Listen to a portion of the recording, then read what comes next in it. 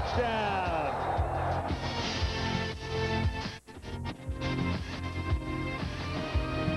Good cracks at it for the Stampeders. Flutie on the run. Touchdown. Pee-wee Smith.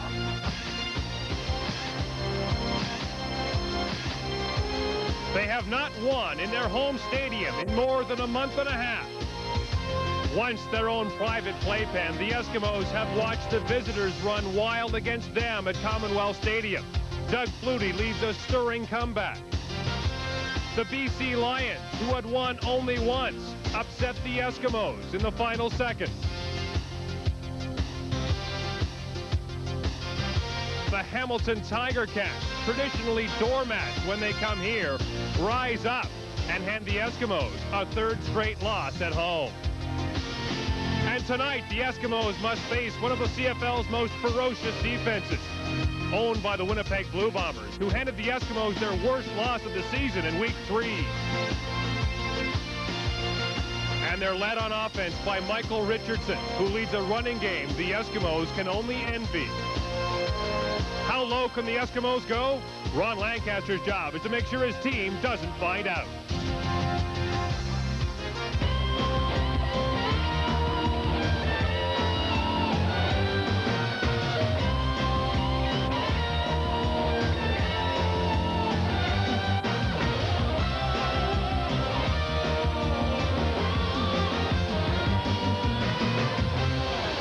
TSN presents the CFL Game of the Week. Tonight's game from Commonwealth Stadium in Edmonton is brought to you by Pepsi. Gotta have it. It's a sensational October evening in Edmonton. A month ago, it was snowing here. Tonight, it's 24 degrees. Not much wind. Can the weather warm up the ice-cold Eskimos? We'll find out tonight. Good evening, everyone, and welcome to Commonwealth Stadium. I'm Gord Miller. In this tale of two cities, these may indeed be the worst of times as far as the Edmonton Eskimos are concerned, at least since they moved to this stadium 15 seasons ago. Never before have they lost 3 straight games in their own park, at least since moving to Commonwealth Stadium. The last time the Eskimos lost 4 in a row, they missed the playoffs in 1971. It likely won't come to that this year, but fans in this city have high expectations, and right now, not being met. With more on tonight's game, let's hear from John Wells and Leif Pedersen. No need to panic quite yet here in Edmonton. The Eskimos may have lost 4 of their last 5 games, but what do they have to do to get back on track? What does Tracy Ham have to do to get the offense rolling again? You know, John, more than ever before in his career, I think Tracy Ham tonight has to be a leader. And what I mean by that is just to walk into the huddle with confidence, bark out the signals with confidence, no delay of game penalties, things like that. You know, this is a team that right now is filled with self-doubt. They're not sure how good they are. I mean, at the beginning, they knew they were good. Now, they're not quite so sure. So Tracy Ham is the fellow that can really lead them out of this tailspin. Now, Blake Marshall will not play for the Edmonton Eskimos tonight, but Matt Dunnigan is back for the Winnipeg Blue Bombers, and the Bombers have to be happy about that because the offense sputtered a little bit over the last couple of weeks without Matthew playing. Yeah, I think you're being kind saying it sputtered. It really has not functioned well at all, and I think the biggest problem that I've seen is they just haven't been able to find second and third receivers, and tonight Matt Dunnigan reads defenses as well as any quarterback in the league, and that will not be a problem. When the primary receiver is covered, he can look to number 2 and 3 and move that offense a lot more efficiently than it has in the last few weeks without him. The Bomber running game worked rather well last week without Dunnigan. The Bombers will try and get the passing game going against the Eskimos tonight. We'll continue live from Commonwealth Stadium with the TSN Game of the Week. A perfect night for football as the Eskimos host the Blue Bombers. Ron Lancaster's Eskimos have lost 3 straight at Commonwealth, and that has never happened before. It could be bad news for Winnipeg's Urban Bowman and the Bombers. The Eskimos will be a little snarling here at home tonight. You know, it's funny, chatting with Urban Bowman this morning, he said when we first played them, Edmonton was 2-0. They were on a roll, and they were flat. Now they've lost 4 out of 5. He's a little nervous about facing his team tonight. The Eskimo kickoff down near the 20-yard line and taken there by Lynn James. Penalty marker is down as James finds some room to the far side, and Sean Fleming is in on the tackle. Number 3, the Eskimo kicker. He had a pretty good stop last week against David Lucas of the Tiger Cats. He was on the plays of the week as the best hit of the week, and obviously he's trying to get on there for week number 2. They'll take this back a little ways. The referee in charge of proceedings at Commonwealth tonight, Ken Lazarek. And the Bombers will begin back near the 20. Legal block, Winnipeg number 44, first down. It's tough for the Bombers. They have not had any kind of return game on their kickoff return and punt return, so when they finally get a good one now, called back on the opening play with a penalty. 1st and 10, Blue Bombers beginning at the Winnipeg 20. Another marker goes down as Richardson takes the handoff or the pitch out and crosses the 25. Stopped by Lloyd Lewis and Larry Ruck. Up front for the Bombers, the giant guys at tackle, Walby and Gurrell. Inside, David Black and Bob Molly. And Dave Van Konitz is the center. Thompson and Pillow are the wideouts. Alphen and Criffo are the inside receivers at slot back, and the runners are Richardson and Hudson. Penalty is against the Eskimos. It'll be 1st and 5, Winnipeg.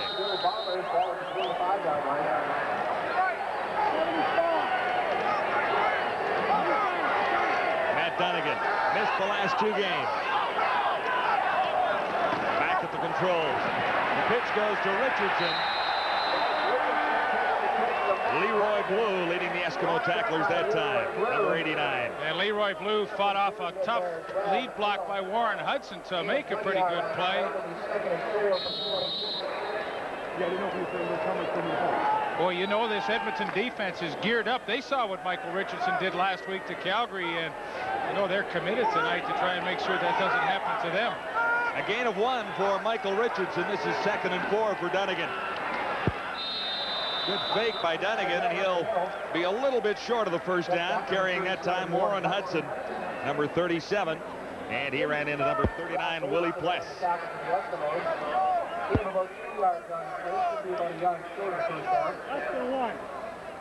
Less than a yard to go.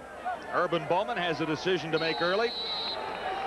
Well, boy, that's a big decision from inside your own 30-yard line against a defense that plays the run. Pretty tough. Urban the gambler. He'll have to get across the 30-yard line. 3rd down, less than a yard to go. Markers are down, and we'll see when they spot the ball. Could be a penalty against the Bombers. Well, the left side of the offensive line of Winnipeg moved early. Miles Gurrell is the left tackle, 66. And so that will cost the Winnipeg Blue Bombers obviously a first down, and Bob Cameron will have to come in and kick it away.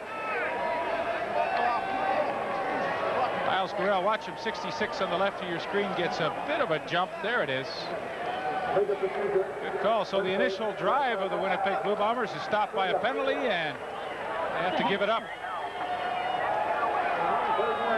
Bob Cameron gets a crack at his first punt of the night. His season average, 42.9 yards.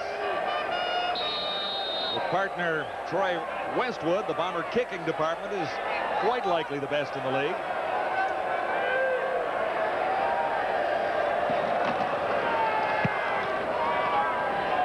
For Cameron into a slight breeze. Henry Williams stopped by the first man down. Leading the Bomber tacklers, number 68, Nick Benjamin. Again is on the return. Nick Benjamin downfield quickly. 2-yard return, 43-yard kick. And the numbers for Tracy Ham so far this year, pretty impressive. 24 touchdown passes, 13 interceptions. Funny enough, a year ago at this time, same number of touchdowns, but only 8 interceptions. I wonder if on those 5 extra ones he's thrown this year, had he run the football, maybe it would have been different. Of course, hindsight 2020, always. Always is. 1st and 10. Tracy Ham and the Eskimos. Brian Walling got the call, and he stopped at the line of scrimmage by Vaughn Booker, number 99. No gain on the play. Here's the way the Eskimo offense sets up for this one, with Chris Morris and Blake Dermott at the tackles, Randy Ambrosi and Pierre Verschel the guards, the veteran Rod Conop at center. Outside, Henry Williams and Jim Sandusky. The inside receivers, Craig Ellis and Jay Christensen. That's a change. And the runners are 2 Canadians, Michael Souls and Brian Walling. No gain on the previous play. This is 2nd and 10. Direct snap. Ham got it away. Far side, intended for Williams. It was low.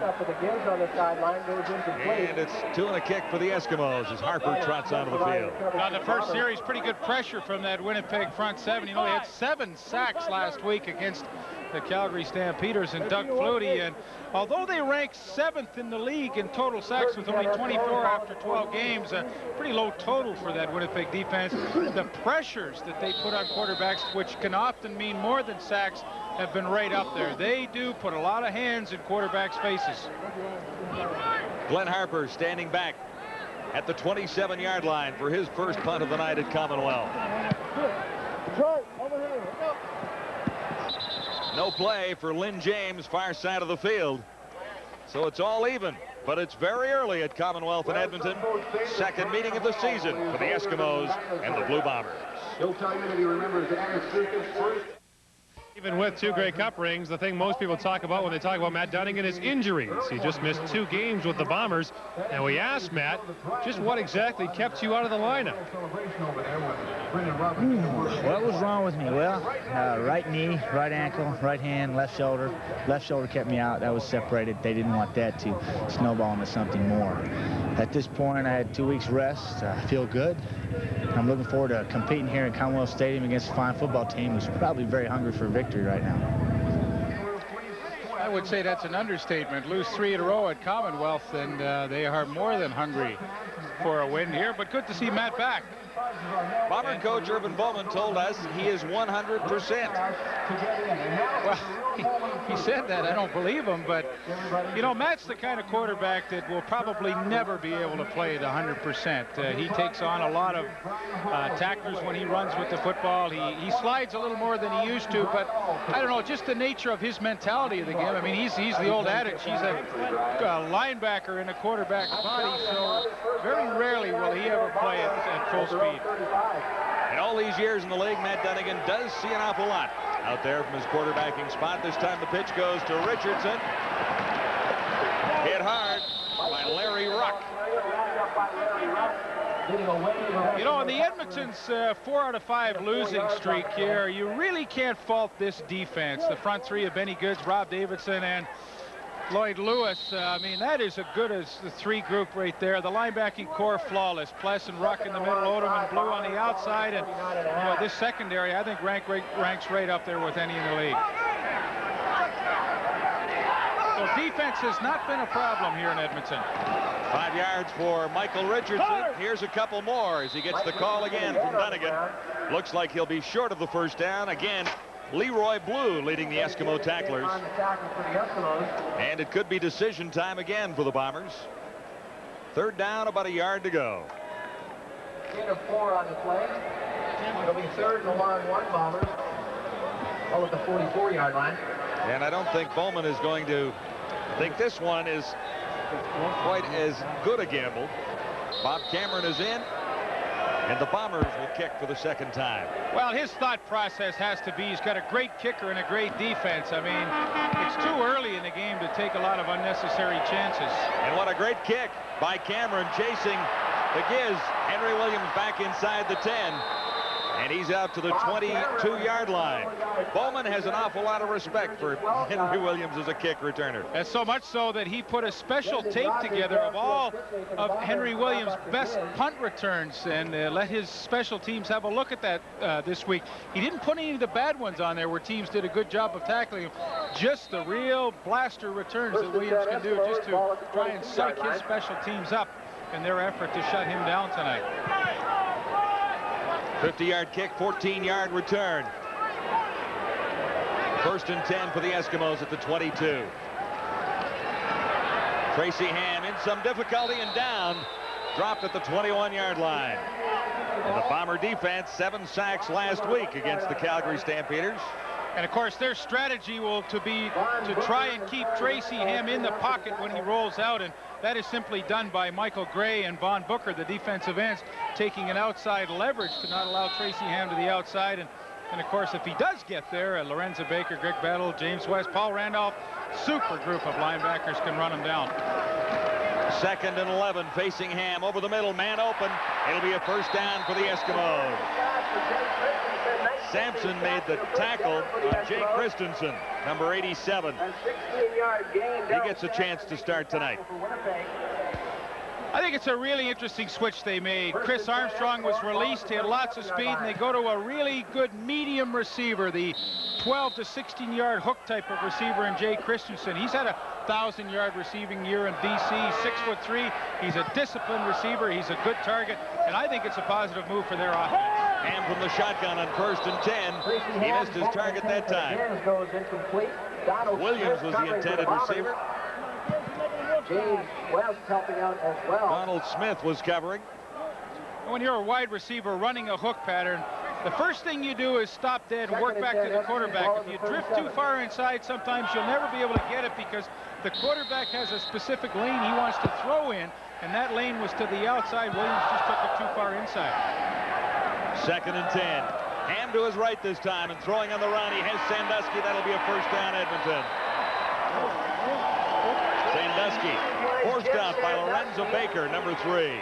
A 22-yard pickup on I had a long chat with Jim Sandusky before the game, and he said when he works against Rod Hill, he works harder than against any other corner. Watch this. Stop. Go. And then stop. And that just takes Hill out of his rhythm, but really a disciplined technical pattern by there's the go. Now stop again, and he's got Hill out of his backfield run. In fact, he falls down, and that's perfect execution. 1st and 10, Edmonton. Sideline pattern this time. It'll be another first down for the Eskimos as Jay Christensen has his 2nd reception of the night. Daryl Sampson covering for the Bombers. I think Tracy Ham's going to find out in a hurry, if he didn't at practice this week already, that Jay Christensen has some excellent hands and will come up with the big catch for him. And that was a nice effort, and they put a nice drive together here. Again from the shotgun. Ham. Well, Michael Souls met right at the line of scrimmage. By Kyle Hall, number 25.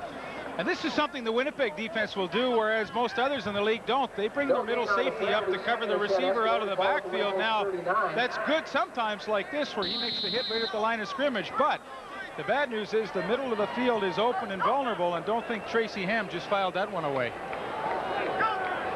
2nd and 10. The Eskimos at the Bomber 39. No score so far. Too high for Sandusky. Tracy Ham oversees the intended receiver Jim Sandusky. Rod Hill covering. The Eskimos move the ball, but the drive ends at the Winnipeg 40. And the offensive line, and in particular Michael Souls, the running back, did a nice job to pick up the blitz. Ham had good sight lines downfield, and you see the frustrations because that was a pass he should have completed to Sandusky. Nevertheless, on a team that's struggling, I mean, that was a positive drive there. They moved the ball with some consistency, and you know, the worst thing that happens to them is they have Sean Fleming come in and try and give them an early lead. 3 first downs on the drive, and that'll give the Eskimos a chance for Sean Fleming, held by Harper. Get in there. And it's through. Sean Fleming is on a pretty good run. 1 for 1 so far tonight, and the Eskimos have the lead. Welcome back to Commonwealth in Edmonton, where the Eskimos have jumped out in front of the Winnipeg Blue Bombers 3-0. 7:30 to go in the opening quarter. Pretty solid drive, and Sean Fleming hit from 46 yards away. He has really improved in the last few weeks. It was a question mark, and in fact, you know, Ronnie Lancaster said, I think Sean's going to be a question mark the entire year. You know, he's a rookie, but well, I've seen him the last few weeks really get more confidence, and his stroke looks much more relaxed. He's doing a nice job, and he's making some pretty big hits on kickoffs, too. That was his 19th field goal in 31 tries this season. He's hitting at about 60%, and that's pretty darn good for a rookie, I'd say. Not a bad average for a lot of kickers, 60%. Kickoff a little short, bouncing down near the 30. Taken there by Lynn James. Sean Fleming. And he was forced out by Jed Roberts. James on the return. Way to work. Jed Roberts. Early on in this football game, guys, Edmonton's been throwing a lot of defensive looks at the Winnipeg Blue Bombers. So this series, they're going to call in the huddle, check with me. Matt Dunnigan will then come to the line and call his play there and see what Edmonton is lining up like. 1st and 10 Bombers, ball on their own 39-yard line. On an 18-yard return. Winnipeg sets up at the 40-yard line, first down. Grifo, and he'll be close to a first down. Rob Grifo makes his first catch. Trent Brown made the Trent tackle. Brown. It's a good scheme for the Bombers. What they do is put 3 receivers up here. Now look at the hole here, Big. Rob Grifo goes there. Trent Brown can't get over in time. That's a good read. I mean, only a veteran quarterback can understand that quickly and hit it, and that's why it's so valuable to have Matt Dunnigan back in the lineup.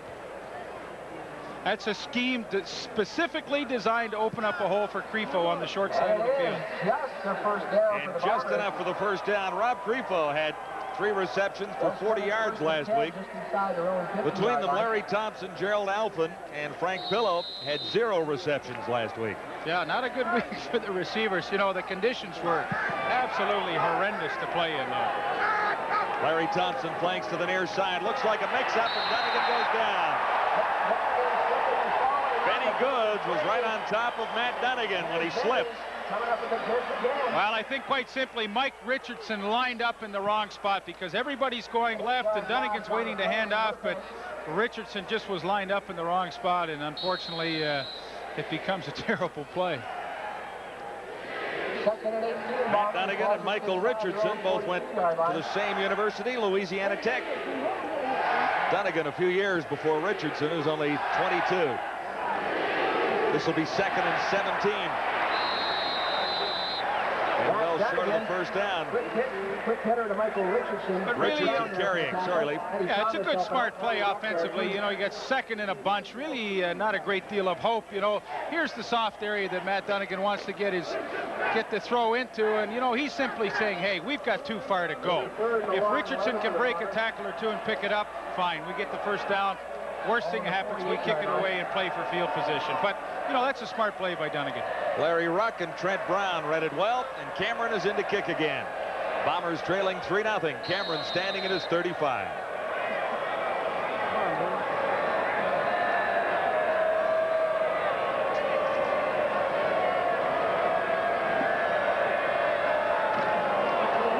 Nice snap, no problem for the old quarterback, Henry Williams. Letting it bounce near the 20 and right to the 15. Penalty markers are down. Nowhere for Gizmo to run. 5:49 to play in the opening quarter. A 44-yard punt by Cameron. No return for the Giz. The Eskimos lead it 3-0. You're playing Pick 3, the new daily lottery game from Alberta Lottery. The scene last week in Winnipeg with the Bombers taking on the Calgary Stampeders. James West giving Doug Flutie a rough time. West, of course, is famous for that, and so in fact are the Winnipeg Blue Bombers, but the league takes a dim view of it. The officiating crew for this game was told this week to watch for it and call it. Ken Lazaruk and the staff talked about it in their pregame meeting and warned the Bombers that any taunting after the play would result in an objectionable conduct penalty against Winnipeg. I think that's a good call. Oh, so do I. I was just fed up watching that game last week, and to their credit, the league and the officiating staff have taken it into their own hands to say, hey, that's the end of it. Well, the play's on or before the play, fine. But after it's over. Good move by the league. That's great. To Sandusky near side on first down for the Eskimos. Sandusky away from one tackle. He'll have the first down. Nowhere to go after that as he was forced out by Kyle Hall, number 25, the Bombers' safety. I had a long chat with Jim Sandusky before the game tonight. A very interesting chat. And, you know, he said to me, part of our problem is we just don't take the little things the defenses give us. And quite simply, the hitch passes like he just caught right there. Rod Hill and Donald Smith will give you a lot of room. And he said, we have to take that. So it's encouraging to see them throw it early in the game. First down. And Ham goes to the other side. The other way this time. Henry Williams. Not much over there. Maybe a yard, maybe 2. Read by Donald Smith, the Bombers' right corner. So far in the first quarter, the Winnipeg defense has not blitzed and brought nearly as many people as they did last week in Calgary. And often that's a fact that they know that Edmonton saw that film, and so they want to do something a little different. Maybe Edmonton's expecting blitz, so maybe not give them as much. I mean, certainly they'll come throughout the game, but early they haven't shown it. Ham on second and long, rolling to his right. Sandusky has the first down. Across midfield, stopped by Rod Hill.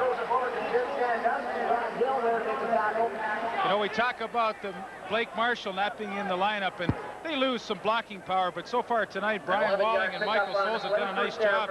Good cut block to get Greg Battle down by Mike Souls. That opens up a nice passing lane for Tracy Ham to hit Jim Sandusky. Walling had a great week last week, over 100 yards rushing. 1st and 10. Eskimos at the Blue Bomber, 53. Edmonton leading 3-0. Ham to his right. He'll take off this time. Has about 4 yards. Before he was forced out by Michael Gray. Gray, an Eastern All-Star in 1989. Ron Lancaster and I were talking this afternoon, and he said Michael Gray is playing as well as he has ever played. You know, he started off as Shenley Rookie of the Year.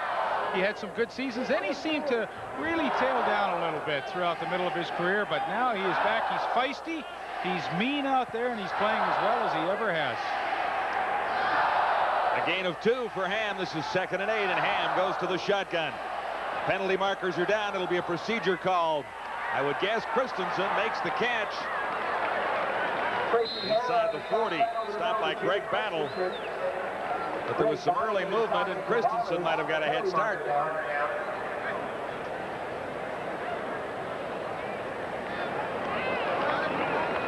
.339 to go in the opening quarter, with the Eskimos up by 3. Offside. Winnipeg number 3 declined. 1st down, Edmonton. Penalty against the Bombers, Lorenzo Baker. Christensen with a 14-yard gain on the play. Here comes Baker right up there, and he just jumps a little early, but I think you've seen the benefits of having a Jay Christensen in there already. He's made 3 nice catches here in the 1st quarter. From the shotgun, Ham bobbles it, picks it up, and runs. He'll be close to the 1st down. Tracy Ham. Stopped by Greg Battle. Now, this is what I talked about in the opening of our show tonight. Tracy Ham has to come out and really take this game into control by himself. And, you know, obviously that was a broken play with the fumbled snap, but you see how quickly he made that into a good play with his running ability. He pressures the line of scrimmage, and then good things start to happen for that Edmonton offense. And, you know, if he can be the true leader, the consummate leader tonight, and the confidence that he can display in the huddle, you know, they have a chance to really get themselves out of this tailspin. 3 touchdowns rushing for Tracy Ham.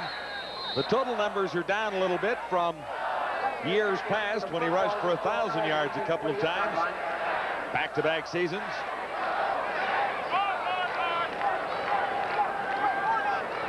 Eskimos have controlled the ball very well in the 1st quarter. Great opportunity to throw one here. I mean, they don't do it, but 2nd and inches, you know, I love that. You know, he would have, Ronnie Lancaster right there, he would have done that. He would have said, free play, right? He said, it's a freebie here. But Ronnie Lancaster's a quarterback, and Tracy Ham a quarterback were 2 different things. Eskimos 1st and 10 from the Bomber 26. 2 totally different styles.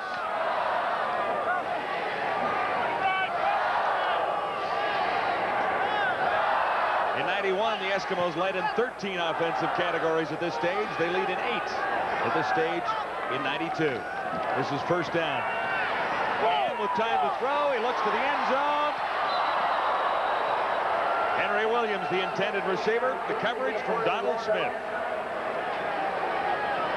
Donald Smith in on the coverage. Batted the football That's down. good, though, on 1st down. And what you try and do with this is just establish the fact that you will try and go deep against this secondary. And regardless of whether you complete it, obviously you'd love to have the touchdown. But, you know, you send a message to that defense saying, hey, we're going to try and get the deep one on you. And what that does is loosen up the coverage. 2nd and 10, Eskimos at the Bomber 26. Again from the shotgun. Ham surrounded. He escaped. He has room for the 1st down. He has room for the touchdown. 26 yards. Tracy Ham's 4th touchdown of the season along the ground.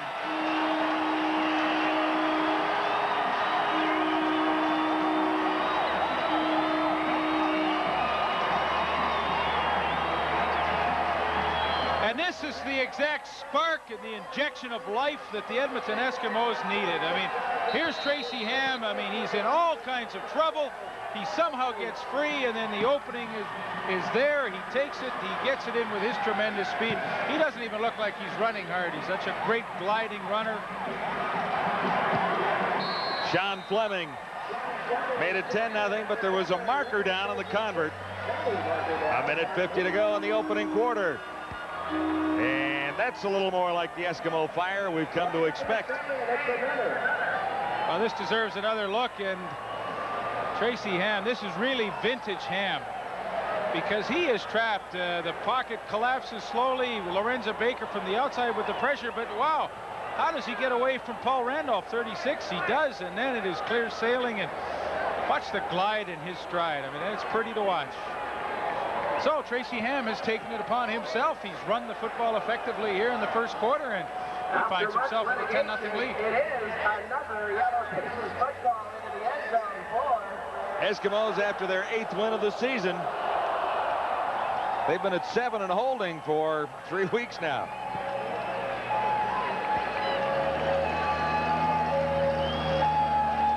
An impressive drive engineered by Tracy Ham. 81 yards in 9 plays. Almost 4 minutes off the clock, and Ham finished it off himself with an impressive 26-yard run.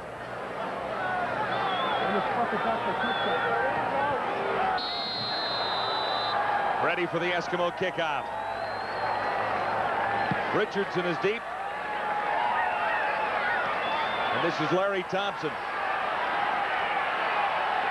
Check it, it's Lynn James, number 80. Lynn James with a 19-yard return. Second, Jordan took them up. Willie Pless leading the tacklers, a 19-yard return after a 66-yard kickoff. And here comes Matthew. Let's see what Dunnigan can do to respond. Well, it's been obvious on his first few possessions. He's wanted to try and establish that running game with Michael Richardson, but now slowly finding himself down by 10 points, he's going to definitely have to open it up just a bit. I mean, it's lovely to say, hey, let's establish the run and then go to our play action, but now it's time to throw. Pressure on Dunnigan as he fires over the middle. One bounce to Gerald Alphin, number 86. Ruck was there. Benny Goods was there. Standing right in front of Matt Dunnigan.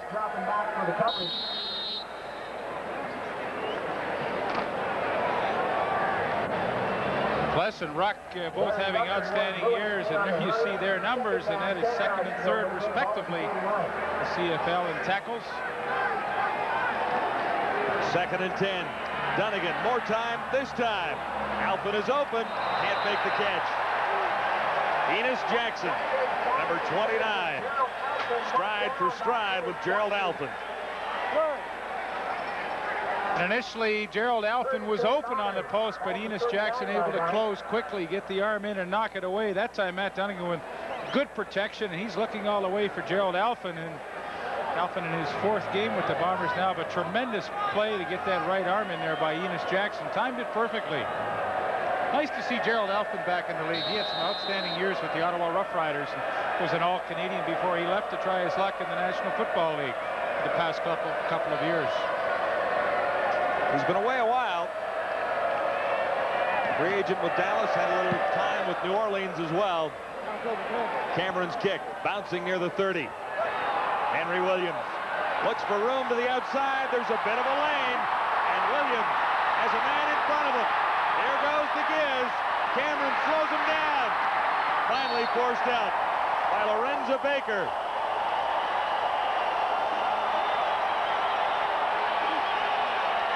"64 yards.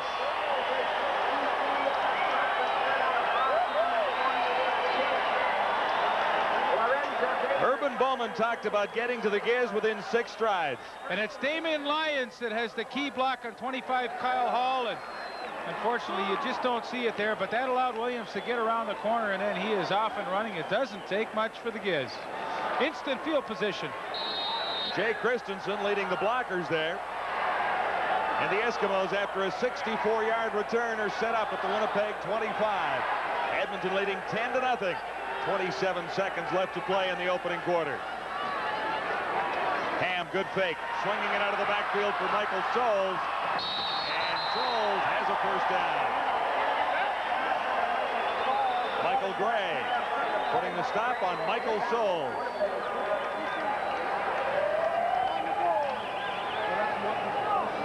Here's Ham back here now. Soles, little play action swing screen, get Chris Morris out front. Now watch Mike Gray, though, come from the end spot. He does a pretty good job to react to it and then try and run it down, but well-executed swing screen to Michael Soles. And Tracy Ham's play selection tonight has been awesome. 1st and 10 Eskimos at the Bomber 14. Brian Walling gets inside the 10. Lorenzo Baker standing over Walling after the game. The time has run out. You're watching the CFL on TSN, where the Eskimos lead the Bombers 10-0. First quarter is over, and it was a tough one for the Blue Bombers. On the scoreboard, they're down by 10, but look at total yards. For the Eskimos, 146 compared to 17 for the Bombers. And in passing, 103 for Tracy Ham, who has the Eskimos set up in touchdown range once more. It'll be 2nd down and 6 to go. The Eskimos at the Blue Bomber 10. Nowhere for Brian Walling. Or rather, Michael Soles, number 32. That's a very unusual call on 2nd and 6 down and deep down in scoring range to bring in your short yardage offense against a team that I obviously feel is pretty tough to run against. To me, that's a pretty strange call. I don't know, as a receiver, I always felt that was like giving up. When 2nd and 6 in the red zone, you tried to run it. I don't know. That call is definitely open to debate. They'll take the 3 from Sean Fleming, definitely. A chip shot for Fleming here. He's 2 for 2 on the night. And it's 13-0 for the Eskimos. So the 64-yard return by the Giz nets the Eskimos 3 points from Sean Fleming. And I think Urban Bowman's worst fears are being realized tonight. The fact that he was concerned with Edmonton losing 4 out of 5, especially 3 at home. He said, how come it has to be us coming in here to play them on the rebound? And that's certainly the case. The Eskimos have come out flying, and the Bombers offensively have been pretty flat. I think that first quarter they only had 11 offensive plays. That is a pretty low total. The Eskimos have scored on their last 3 possessions, a couple of field goals and the touchdown. Here's Dunnigan with a 1st down now for Winnipeg at the 35. Richardson carried. Lloyd Lewis was there waiting, number 75. And Louis Pless was right there as well. And that's why it's tough for Mike Richardson to run against this Edmonton team tonight. That front 3, Davidson, Goods, and Lloyd Lewis, they do so much slanting, and they're tough to get blocking angles on these guys. Well, I know Urban Bowman said it's easier to throw against them than run, yet the Bombers continuously try to run on 1st down. 2nd and 12. Dunnigan looks to throw this time. Pumps once, far side, too high. Intended for Alphen. Enos Jackson, number 29, covering for the Eskimos. This is a throwback pattern that the Bombers love. Roll to the wide side and throw back to your slot back on the weak side. Now, Dunnigan was looking for the home run to Larry Thompson, and by the time he checked off to his 2nd receiver, it was just too late. Again, Bob Cameron is in. Dunnigan moves to the sidelines.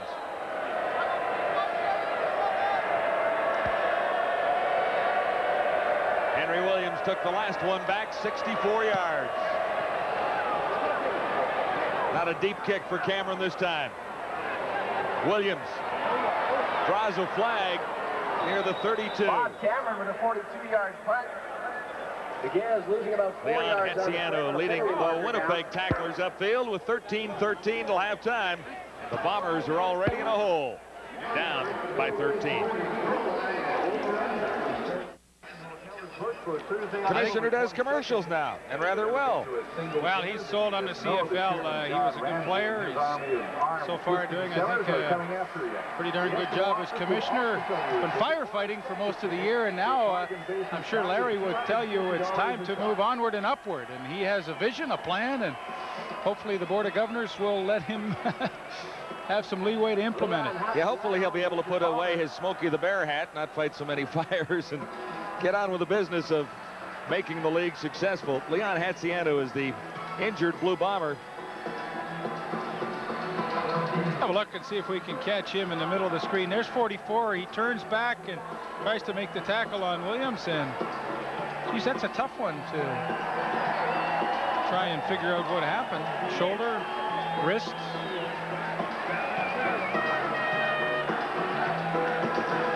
Remember Leon back in 1988 when he picked up all those free air miles? He was a member of the Bomber 3 times, a member of the Bombers 3 times. One more time now. He sticks the hand in. You know, that could be a dislocated thumb or something to that effect.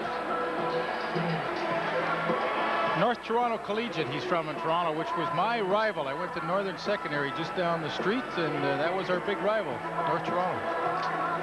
Thought you'd want to know that. I remember those days. Wow. Okay. Not all that well. Gord? All I can say is, John, way before my time, but the Eskimo offense has finally started to click here. Talking to some of the people on the sideline, they feel this might be as well as the Eskimo offense has played early since the first 4 weeks of the season. But there's a problem for the Eskimos, and that is the fourth quarter, where Edmonton has given up more than 35% of the points that it has surrendered this season. So it is 13-0 Edmonton, but it's really early. Well, Gord, the reason why they're successful so far tonight is the fact that Tracy Ham is pressuring that line of scrimmage with the running. I mean, sure, he scored the great touchdown run, but he has run a couple of other times effectively, and that has really taken the sting out of the Winnipeg defense early. Ron Lancaster remembers last week being up on the Hamilton Tiger Cats 25-9 in the fourth quarter, so he's going to be reminding everyone down there that this lead is definitely not enough. Against Matt Dunnigan and the Blue Bombers, standings in the West look like this. The Eskimos 2 back of Calgary and Saskatchewan 2 back of Edmonton. Well, Saskatchewan obviously looking at this game with great interest tonight. They host the Argonauts on Sunday afternoon at Taylor Field. In the East, pretty good race between Ottawa, Hamilton, and Winnipeg, and Toronto certainly not out of it by any stretch. But Ron Lancaster, for him, John, you mentioned last week, 25-9 in the fourth quarter. No lead will be too big for him tonight until the final seconds clicked off that clock. He had a full head of blonde hair when he came back to coaching. Now there's a little gray in there. Seems to be a little more every week we see him. Bomber staff still attending to Leon Hatziano.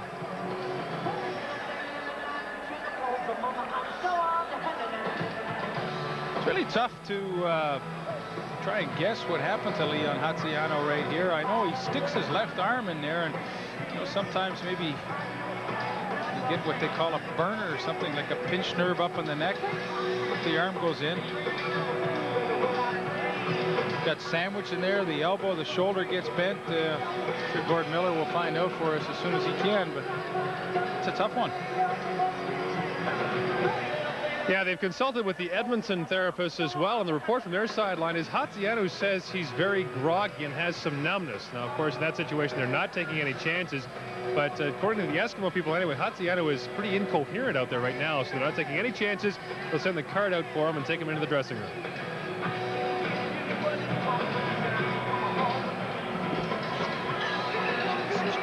$13-0, the Eskimos leading the Blue Bombers. Did I get any coffee on you, Lee? Just a little bit.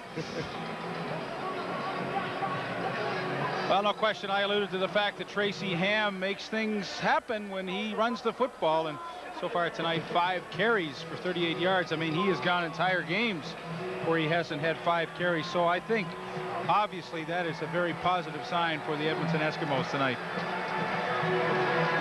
I'm just mopping up a little bit. Spill a little coffee here, Leif. Always said you were a non-athlete. Only got a couple of drops on you. Boy, Tracy Ham's touchdown was a thing of beauty, and it was really vintage Tracy Ham. He was bottled up, trapped. Paul Randolph, 36, looked like he had him, and then boom, from nowhere, he escapes the pressure and then glides into the end zone with the only touchdown of the game thus far. A couple of field goals by Sean Fleming.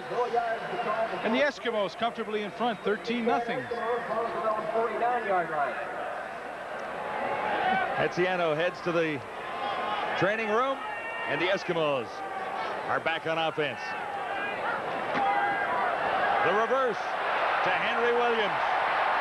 Williams with room to the far side. He breezed by several Bomber defenders before Rod Hill got over to make the tackle. 26 yards for the Giz. You said the Eskimos had to get the ball to Giz a little more frequently. Well, they sure do. I wasn't kind of counting on the reverse, but here he comes, and the key is to get the defensive end on the short side of the field. Michael Gray gets cut down right there, and then the Giz, with his tremendous speed, gets to the outside, and what a beautiful play that was. 26 yards the gain, and the Eskimos are set up 1st and 10 at the 35 of Winnipeg. Another flag goes down as Walling carries to the 30. Close to a 5-yard gain. Michael Gray was the first Blue Bomber to make contact.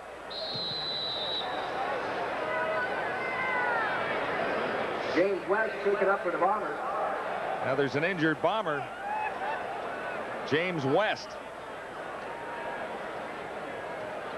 12:32 to play till halftime, and the Bombers running into a string of injuries here. James West in obvious pain down there. We'll check out the story in just a moment.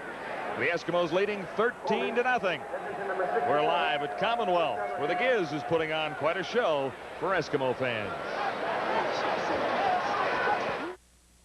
Blue Jays all the way. It's the Blue Jays album, Class of '92. Blue Jays all the way. Join the song, sing along. Yeah, yeah, yeah, yeah, yeah. Blue Jays all the way.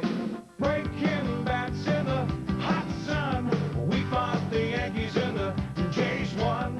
And then along came Joe. The Blue Jays album supports a great cause. With Robbie and Devo. Helping out Variety Club. Moving to T.O. You'll laugh. I hope it doesn't snow. You'll sing. Along came Big Bad Fashion Joe. Well, we're on here having fun, and our Blue Jays are #1. Pick up the Blue Jays album at Sam the Record Man, Sunrise, Discus, HMV, and Zellers. Or phone toll-free 1-800-363-JAYS using Visa, MasterCard, check, or money order.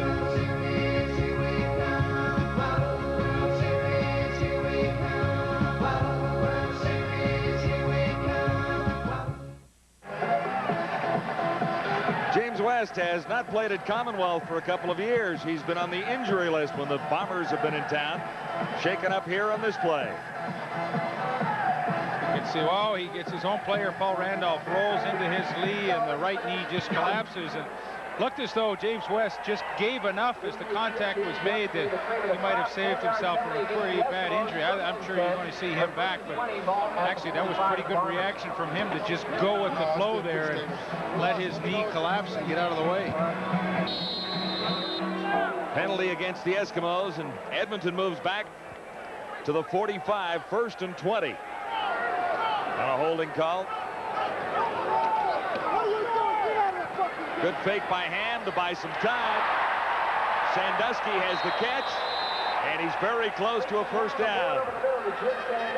Rod Hill and Greg Battle making the tackle on Sandusky, but he's got almost 20 yards. And this is designed. They go with the trips to the wide side, and they're expecting man-to-man weak side with a lot of field to work the in pattern into, and Rod Hill's laying off just enough that Sandusky is able to get inside and get the completion. So 1st and 20, they pick up 18. Sandusky winning the matchup on the previous play. 2nd down, and Walling is stopped well short by Lorenzo Baker. We'll see where they spot the ball, but it'll be 3rd and about 2.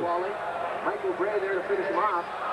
You know, you could talk of Blake Marshall not being in the lineup, and it's those situations that they really do miss him in because, you know, in short yardage, oftentimes a running back has to make his own yardage. There's just not enough blockers to block every defensive player, and that's where Blake Marshall is so effective. He can run over a guy like maybe Lorenzo Baker, but in this case, with Souls and Walling in there, they just can't do it, and they come up short. Harper to hold. Fleming will have it spotted at the 35-yard line. It's a fake as Harper stands up and looks for someone to throw to. There was no one open. Glenn Harper on the fake field goal. Greg Battle. Getting to Glenn Harper. To wrestle him down. Ron Booker also in on the tackle and looks to be the injured ball player. Well, I like the call. You know, with a 13-0 lead and you're deep in the other team's territory, I think the timing's pretty good on it.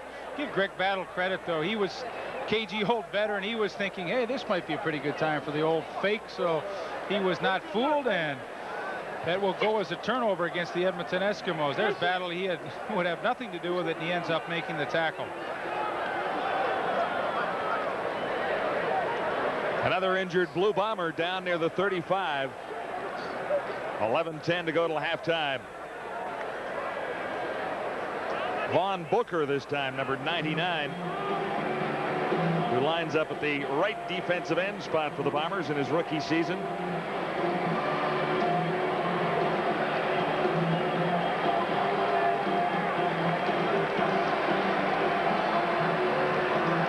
Greg Battle making the previous play, an All-Canadian in 1990 and 91, defensive most valuable player in the 1990 Grey Cup. It's funny how the wily old veterans, guys like Greg Battle, seem to always have a knack of coming up with the big play at the right time. And, you know, with a 13-0 disadvantage, I mean, that's a key play defensively. Now the offense comes out. They've had a lift. The defense has created a turnover. It's really time for them to try and get on track. Three receivers, trips formation, far side of the field. Dunnigan went over the middle, looking for Warren Hudson.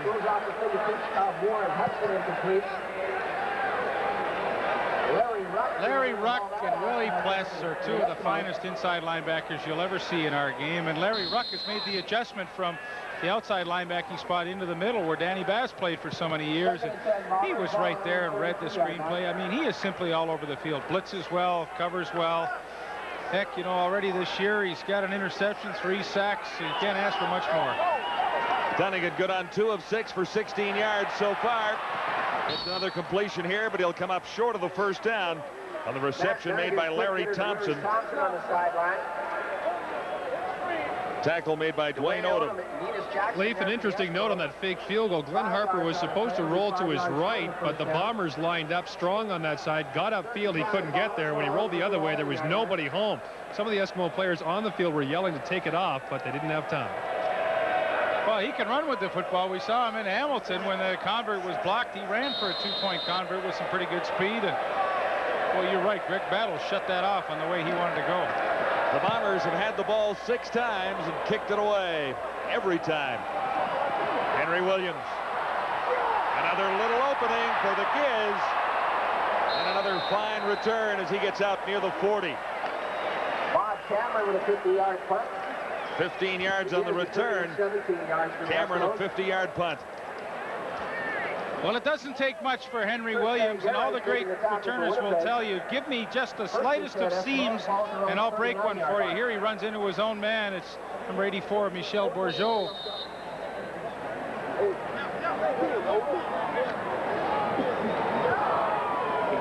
Eskimos have it right back with 10-13 to go till the half. Edmonton leading 13-0. Tracy Ham begins this drive from his 39. Look to the near side. And look for Michael Souls. Craig Ellis, rather. Bobby Evans covering for the Bombers. Here's where I think the Winnipeg Blue Bombers are going to change their defense a little bit. They have Tracy Ham in a 2nd and 10, and for most of the time tonight, they haven't really brought a lot of people, and I think it's about time that the defense try to create something themselves. The offense is struggling, and this is a point in the game where I think the defense is going to start to come and try and create a little opportunity. Ham from the shotgun, rolling to his right. And that one was deflected. Lorenzo Baker got a hand on it. Gordon? We saw Rod Conniff get hurt last week, and now he's re-injured his left ankle and likely won't return tonight. They'll make another evaluation at halftime. But Conniff, the only player remaining from their 82 Grey Cup championship team, is not out there right now. Well, and he's a good one, and as a veteran on that offensive line, it's his responsibility to make a lot of calls in the blocking scheme. So when they lose him, they lose a lot.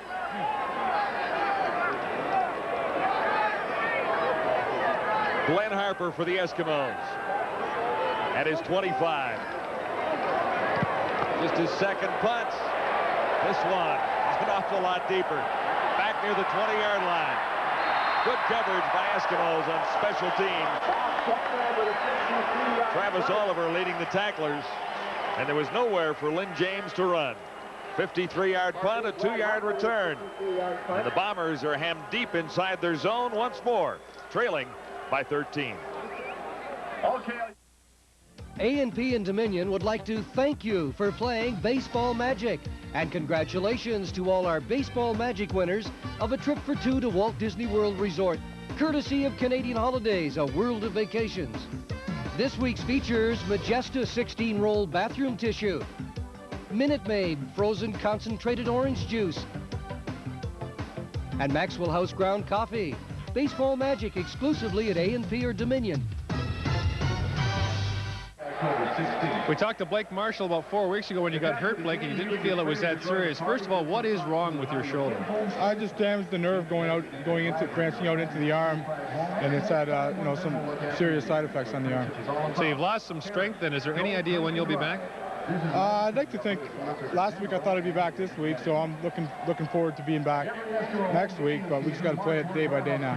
Is this a result of your style? Might you change your style when you come back and maybe try not to stick your head in as much?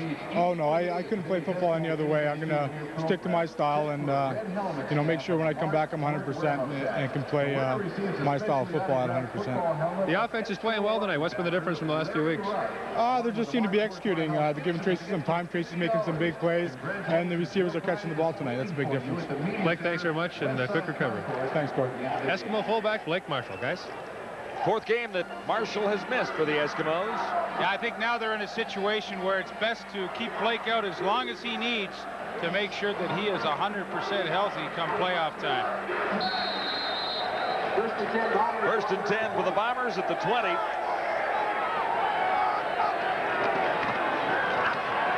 Richardson gets the call. Close to a 5-yard gain before Dwayne Odom made the tackle.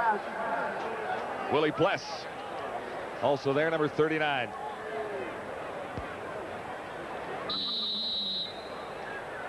Well, no question, the Winnipeg Blue Bombers are adamant that they are going to try and run the football on first down against this Edmonton defense. They get pretty good yardage there, 5 yards.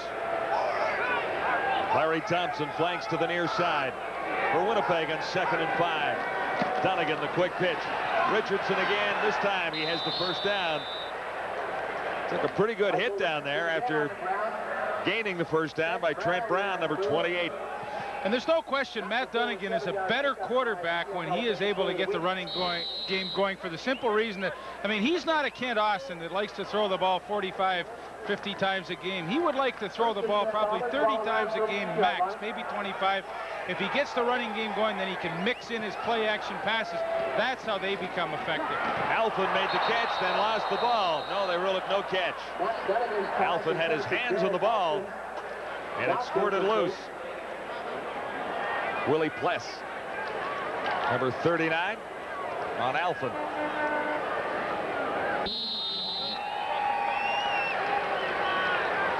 Well, Gerald Alfin had some tremendous years with the Ottawa Rough Riders and spent a couple of years with the New Orleans Saints, about 1.5 years, and then became a free agent.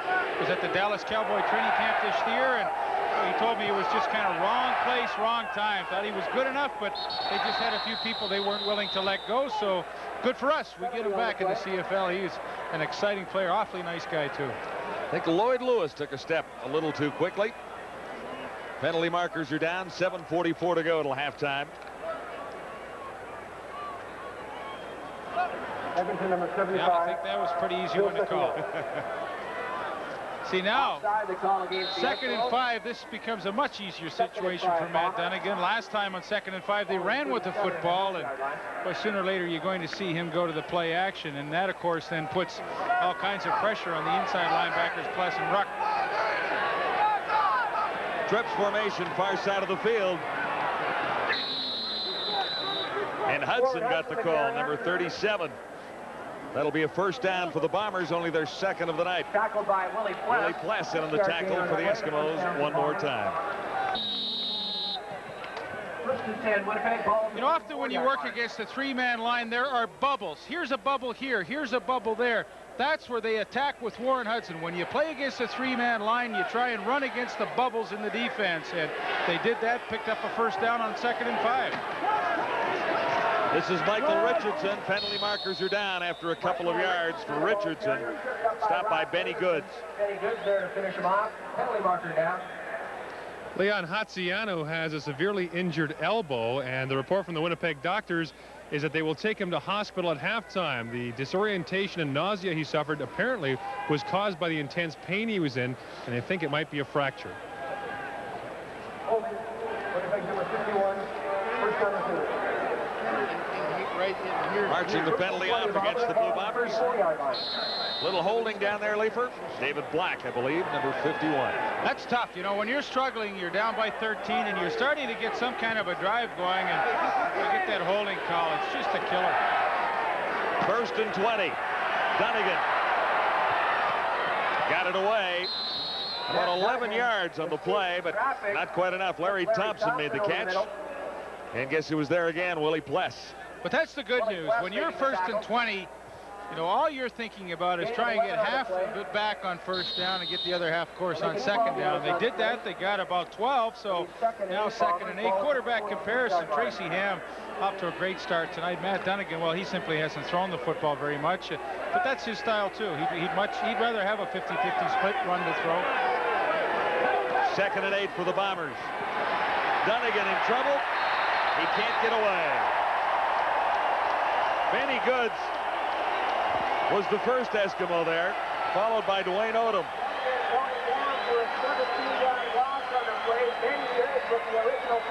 I guess this is one of the features that I really like about the Edmonton defense. I mean, that front 7 is a tireless group. They just keep coming play after play, regardless of whether they get in and get the sacks on quarterbacks. That time they do with Benny Goods, but this front 7, there's Benny Goods there, and boy, Rob Davidson up front. They are just a tenacious group coming after the quarterback.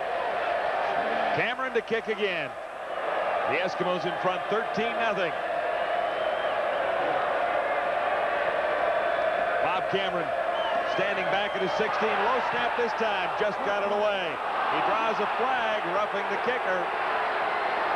And there's no return at the other end of the field for Henry Williams.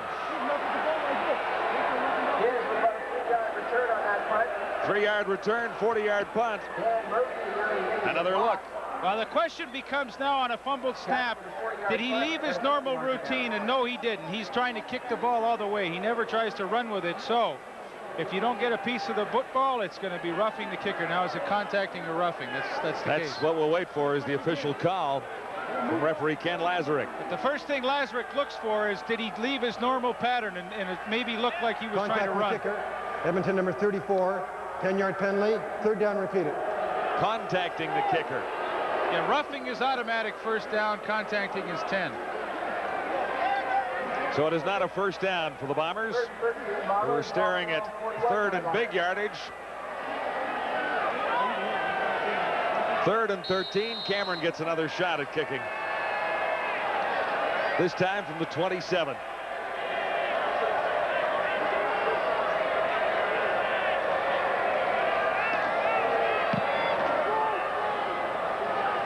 And Williams gets another chance for a return. Not much more yardage that time. Benjamin leading the tacklers for the Bombers. Number 68. Brendan Rogers also there. 6-yard return, 37-yard punt. And the Eskimos set up near their 40-yard line as Tracy Ham leads the offense onto the field. And it gives us the injured Eskimo on the play. The injured Eskimo is Henry Williams.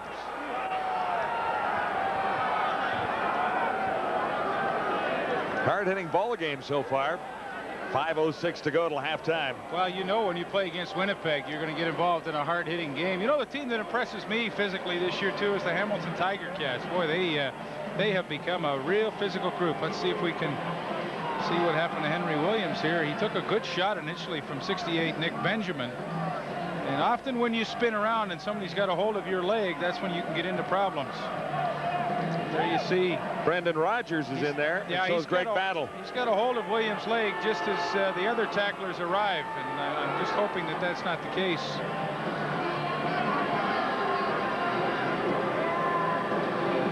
What a great year he's had in this CFL season and through 6 years in Canadian football.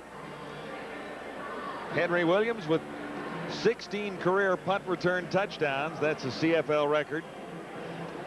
14 have been called back on Henry Williams. That's amazing. I didn't realize that, but that would be 30. That's phenomenal.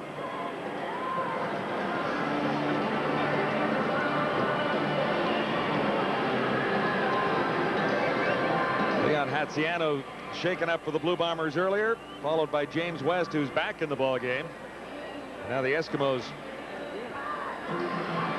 have lost Henry Williams for a bit. Rod Conop shaken up earlier as well. Next week, doubleheader will follow the Eskimos into Skydome for a Saturday 7:30 Eastern start time.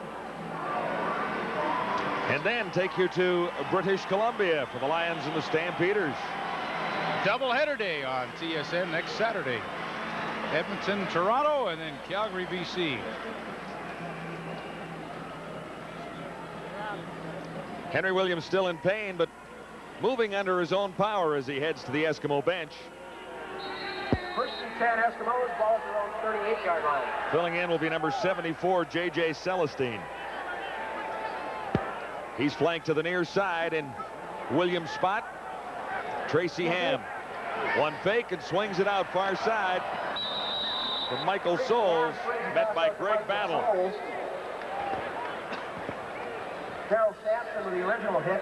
Greg Battle. It's a good, sorry, John. It's a good call for Tracy Ham, this style of offense. There you see they got the guard Pierre Bercheval out in front, and you know, he makes an easy throw to Michael Souls. They get positive yardage, about 5 yards on the play, but if Ham gets and breaks containment, he has the option of then to run. I mean, that is the perfect style of offense for Tracy Ham. Gain is 5 from the 43. Ham is in the shotgun. Fired over the middle. It was tipped and then caught. Jay Christensen. He's really made quite an impact already tonight. And then hauled in by Jay Christensen. Well, sometimes it's better to be lucky than good. Here comes Jay Christensen on his hook. Now they want to hit Ellis here. Greg Battle will get the tip right there, and whose hands does it fall into? Watch Battle drop back into his deep zone. There he comes slowly back. Now watch the hand go up, the tip, and bingo. Who's there waiting for it but Jay Christensen? Ellis actually fell down on the play. First down, Eskimos. Another marker is down as Walling tries the near side. Stretched out to a gain of around 3 yards. Pushed out of bounds by Paul Randolph. 36, Paul Randolph was there. Williams being attended to by the Eskimo medical staff on the sidelines.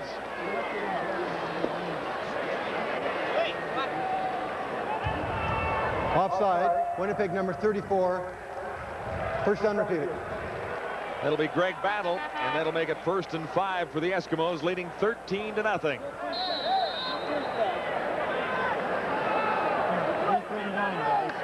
First down, 5 yards to go for the Eskimos. Ball at the Winnipeg 47-yard line. Number 74, J.J. Celestine, flanks to the near side.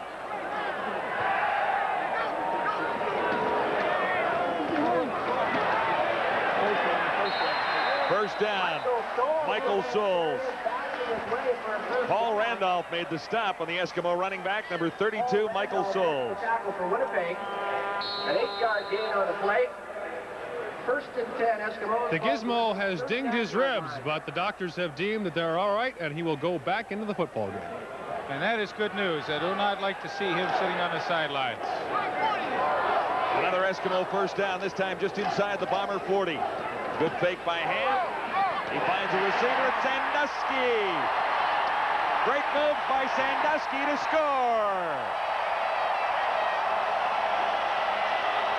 39 yards. Sandusky found a way.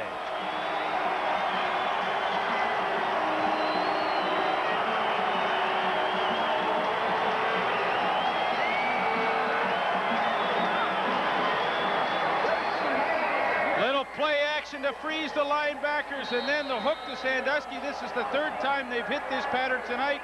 Call it a hook, call it in. He works into that open area, and then he takes off with some pretty nifty running right there to get by Kyle Hall and into the end zone. The Eskimos are hitting on all cylinders tonight. 20-0 Edmonton. Jim Sandusky's 8th touchdown reception this season. And really a great call on 2nd and 5. The play action throws everybody, and that allowed Sandusky to have all kinds of room down here. Downfield, he wasn't impeded by linebackers dropping back into the hook zone. The play action took care of that. The Edmonton Eskimo offense, which has struggled the past few weeks, is really a cohesive unit tonight. Prizes like a table for 6 to the next. 2:42 to go till halftime, and the Eskimos have been explosive on offense. Snow Valley and All right, sir, we'll begin with the oral part of your driver's examination. I'm ready. You're traveling along a highway? Along a highway, got it? And your cellular phone rings. And I hear it. What do you do? I pick it up and I say hello. Wrong. Oh. You use your hand-free speaker because you need both hands to drive. But you'd still say hello, right? Well, sure you would. Sir. Yeah. I think I should get half points for that. It'll be a long day. Make safety your driving concern. Use your speakerphone and keep both hands on the wheel. A message from the Canada Safety Council. You know, the play action not only freezes the linebackers and keeps them from getting into their pass drops, but also the defensive linemen. They're thinking run on 2nd and 5, and Tracy Ham crosses them up, and that is pretty. 4-4-26-26. Sandusky making a great move on Kyle Hall for his 8th touchdown of the season. For your free membership in the Double E team. Well, Sandusky working against Hill much of the night on the corner, I would guess, but he made the move on Hall to get into the end zone after the catch. You know, in our conversation with Jimmy tonight, he said, you know, Rod Hill plays such an outside shade, meaning he gives away the inside, that's what I'm going to have to take on him, and boy, he has done that to perfection. Bombers could use a big return from Lynn James. And he's out near the 50. Lynn James with a 29-yard One thing that's really been return. lacking in the Bombers over the last few years is a good special teams return game. 31 yards for James, number 80. And the Eskimo scoring drive. A quick one, 5 plays to cover 71 yards. Finished off by Ham to Sandusky for 39. And with 2:32 remaining for Matt Dunnigan and his offense, I mean, I think it's crucial that they get some kind of momentum to take into the locker with them. They have had nothing going their way, and boy, they need to get something on the board here to close out this first half. Dunnigan looks deep on 1st and 10. Penalty markers are down, and rightly so. Frank Pillow was covered by Damian Lyons. Hey, Pillow, not like you were going to catch it. And Pillow went down. Well, as Damian Lyons cut underneath to try and make the play, he got his feet tangled up with Pillow, and boy, the Bombers needed desperately to have something good happen to him, and you don't like to have it with a penalty. At this point in the game, they'll take anything, but the penalty may, well, let's see now, maybe they bring it back, call it incidental contact. Forward pass interference. Edmonton, number 10. First down, Winnipeg. It'll be a first down, but not where the infraction took place. There's the feet getting tangled up. No question of the infraction. That was at the 25. First down, 10 yards to go for And the Bombers are 47 closer to the 45 at the 47. But it is a first down, Winnipeg. Richardson.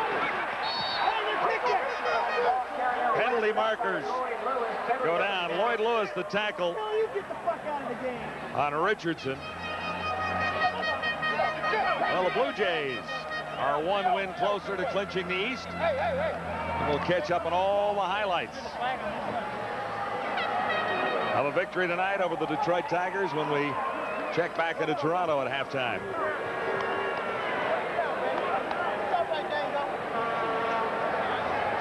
Major foul. Unnecessary roughness. Edmonton, number 10. First down, Winnipeg.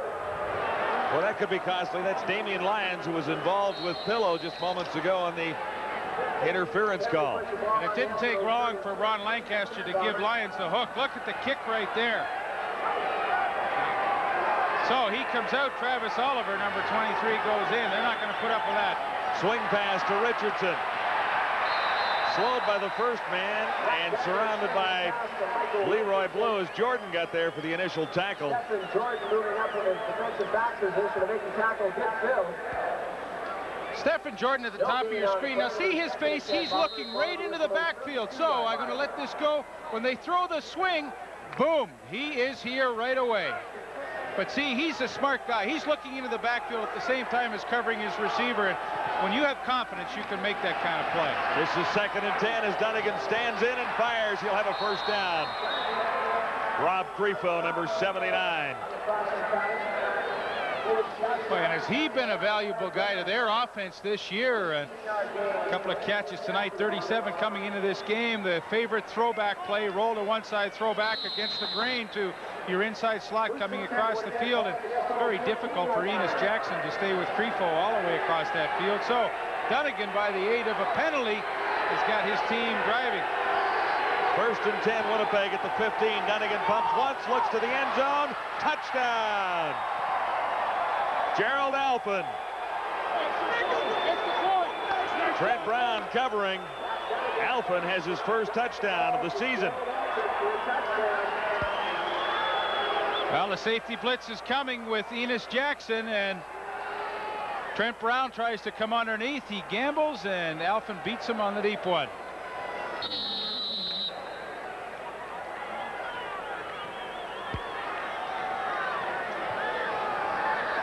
A little more quiet here at Commonwealth all of a sudden. Troy Westwood. And the point after is good. So the Bombers take advantage of a couple of Eskimo mistakes to move rather quickly into the end zone. And there's no question by the defensive lineup that Matt Dunnigan is looking at that Enos Jackson right here is coming. Okay. He sees Trent Brown, the safety, right here, cheating over. So that tells him Trent Brown is going to be on Alphen. Now watch, Dunnigan looks quickly. Brown cuts underneath, and then Alphen just zips over the top of him. Dunnigan kind of gives it a bit of a pump fake here. That freezes Brown right there. Boom, now he's dead. Let it go, Alphen over the top, and no way Trent Brown has the speed to react and get back into the play. But, you know, a veteran quarterback saw that. He was expecting, and he knows from watching films that in crucial situations backed up, Edmonton, more often than not, likes to blitz a halfback. So he looks at their alignment. He sees Trent Brown cheating over just a little bit for a guy that usually plays in the middle of the field. He says, aha, I'm going to get a pretty good matchup with my guy, Gerald Alphen, and they hit the touchdown. 5 plays, 71 yards, and a minute 1 for Dunnigan to hit Gerald Alphen. And Henry Williams back in the ball game, ready to take the kickoff. Partnered back there with Darryl Colbert, number 88. Bouncing kick this time. No play for the Giz, but Chris Johnstone carries. Stopped by Brendan Rogers. And pretty good field position again for the Eskimos. Johnstone, a 23-yard return. John, you mentioned the Gizmo remains in the game, but moments ago on the sidelines, he was throwing up, and they were concerned that he might have a concussion. He then grabbed the wrong helmet to go on the field, but he remains out there. Off their own 47-yard line. And he splits to the near side this time. Number 2, Henry Williams. And Tracy Ham with a minute and 37. He's got plenty of time to get one here. Got this pass away. Somehow it'll be a first down for the Eskimos. Markers go down. Christensen makes the catch. Tracy Ham standing in there, gets away from Lorenzo Baker. Tracy Ham is nailed in the Eskimo backfield. An 11-yard gain on the play. Greg Battle making the tackle. Kyle Hall helping out, but a penalty marker down. Concerned teammates. Greg Ellis helping out his quarterback. 1:30 to go till halftime with the Eskimos in front 20-7 on the Winnipeg Blue Bombers. Some penalties to sort out here at Commonwealth. Number 2, Edmonton. First down receiver. Tom Mickey will come in. Here's another look.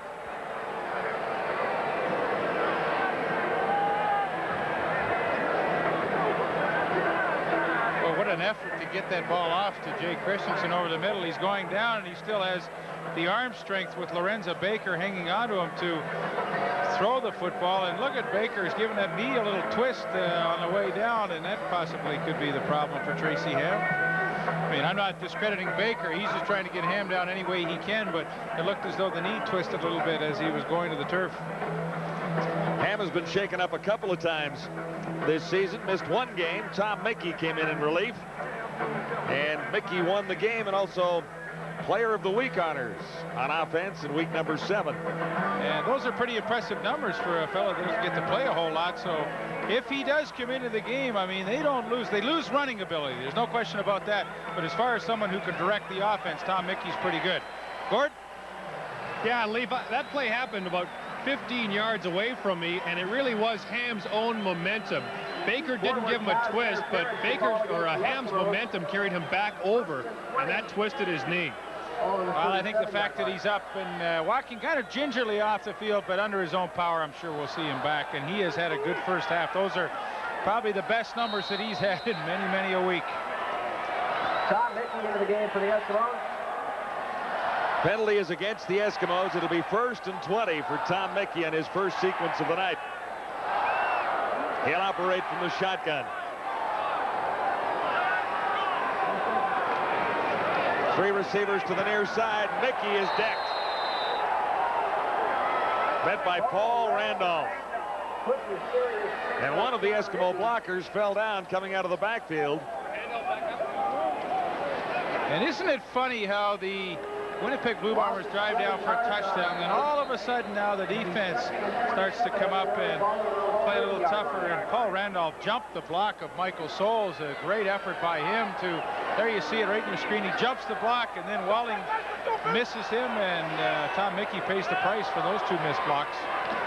2nd and 27, Mickey a long way back and looking a long way upfield for the Giz. He made the catch at the 30. Henry Williams, 50 yards.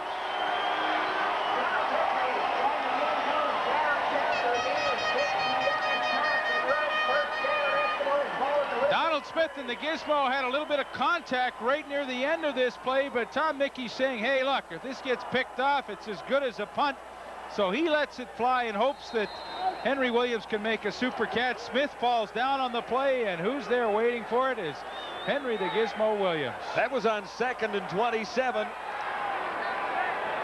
Tracy Ham heads to the Eskimo locker room just prior to halftime. Meanwhile, Mickey at the controls for Sandusky. Halfway to a first down, stopped at the 25. Stopped by Rod Hill. Well, see, now all of a sudden with 40 seconds remaining, now Tom Mickey is thinking really offensively. Let's try and get this thing in for a touchdown. We got the big play that got us into scoring territory at the 25. Now, hey, let's go for it and try and get one. Eskimos leading 20-7. 40 seconds to go to the half. Now counting it down. Shotgun. Here comes the blitz. Mickey steps up. Over the middle. Should have a first down. Craig Ellis, first catch of the night. Yes, 10 yards on the play and a first down for the Eskimos. And for Ellis, that's 114 consecutive games with at least 1 catch. What a record that is. And now with the addition of Jay Christensen, I mean, they definitely have 2 inside guys that can read coverages exceptionally well. The hook zones will be a big area for Tom Mickey and Tracy Ham to attack with Craig Ellis and Jay Christensen. And I just think they're simply a better offensive team with Christensen in there. Well, he's had a good night. He really has. I believe that's the first catch for Craig Ellis tonight, and boy, nobody better than him at finding a soft spot in his own defense. And he is absolutely tremendous at it. Tom Mickey is in for Tracy Ham, who's gone to the Eskimo dressing room. They'll assess his situation during halftime with 19 seconds till that moment now. Ellis makes his second catch, breaks 1 tackle. Craig Ellis scores!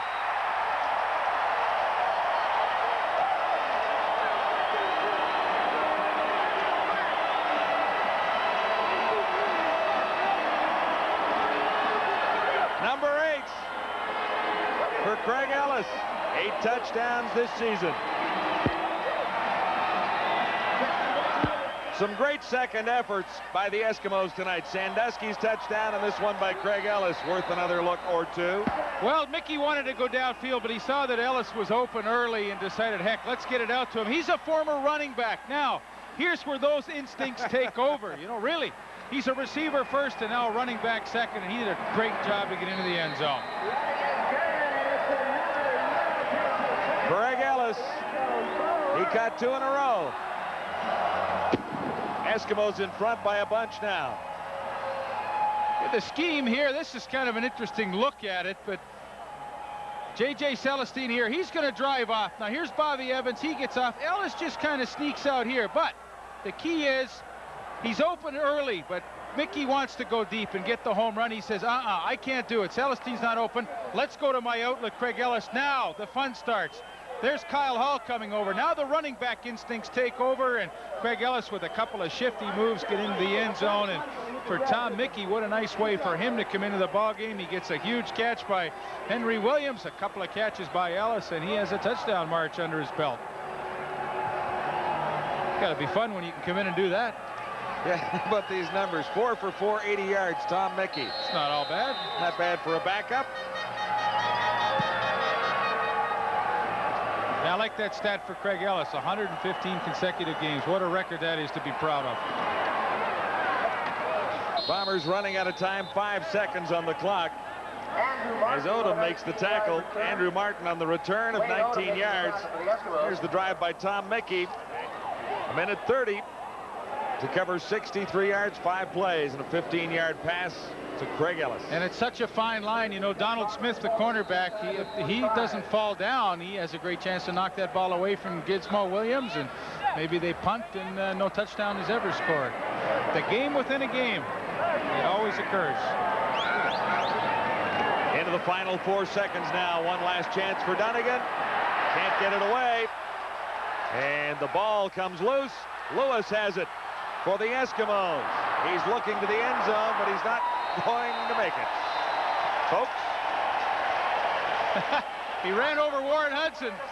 I mean, does he not think he's a fullback or what? He could see 6 points written all over that fumble. The time ran out. Eskimos looking sharp against the Bombers, leading by 20 at the half. We're back and hotter than ever.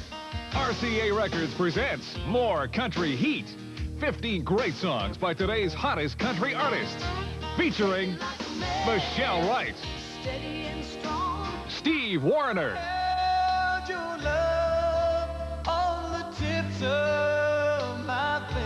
John Anderson, Earl Thomas Conley, and Keith Whitley. More country heat. This year's hottest country collection. 15 hits, 15 superstars. Ham Tillis, Diamond Rio, and Prairie Oyster. More country heat. 15 hot hits on cassette and CD in stores now. Also, Country Heat the video with 7 top country stars.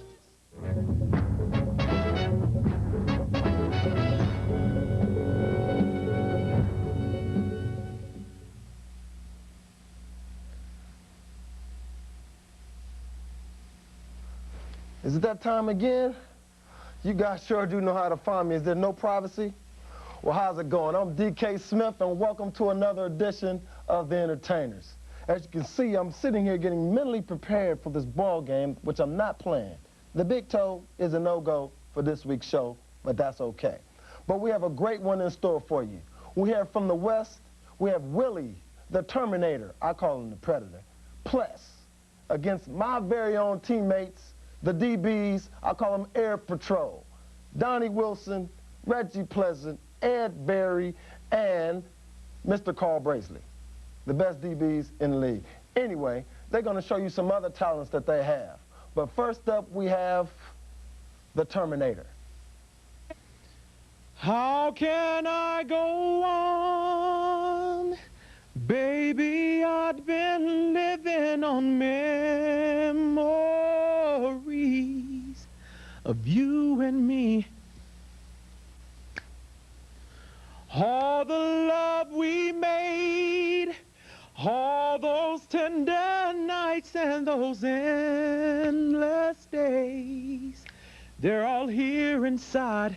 Baby, can you stop the rain from falling? Won't you chase my clouds away?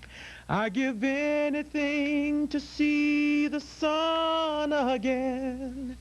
Only you can stop these tears from falling. I can't face another day. Baby, can you stop? Can you stop the rain? Whoa. Thanks.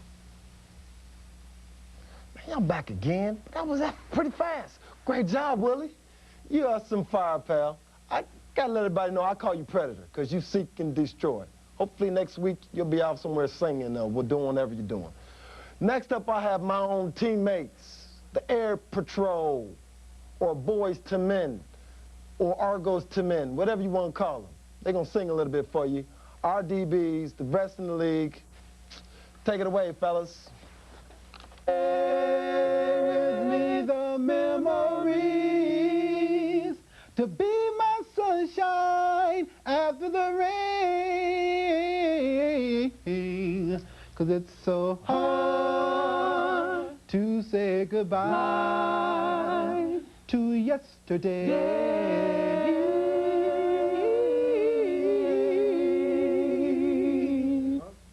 What? Yeah. Okay, fellas, just got a call. It's country and western that gets you voted around here. Country and western. Country and western? Country western. Okay. A little bit country. We can give you that. Rick James, ain't he country? No. That boy Travis. Jay Brown. Yeah, that boy Travis is good. Yeah, good country. Man Travis. Good in country. Yeah, I know him. He live down the street. I'm gonna love you forever and ever. Boy, go ahead. You know that, boy. As long as old men sit and talk about the weather. Women, huh? As long as old women sit and talk about old men. Yeah. If you're wondering how long Donna be faithful. Uh-huh. Just listen, I'll tell you again. Oh, you told me once. Now go on. 'Cause I'm gonna love you forever and ever. Forever and ever. Amen. One more time. Yeah. 'Cause I'm gonna love you forever and ever. Forever and ever. One more time. Forever and ever. One more time. Forever and ever. Amen.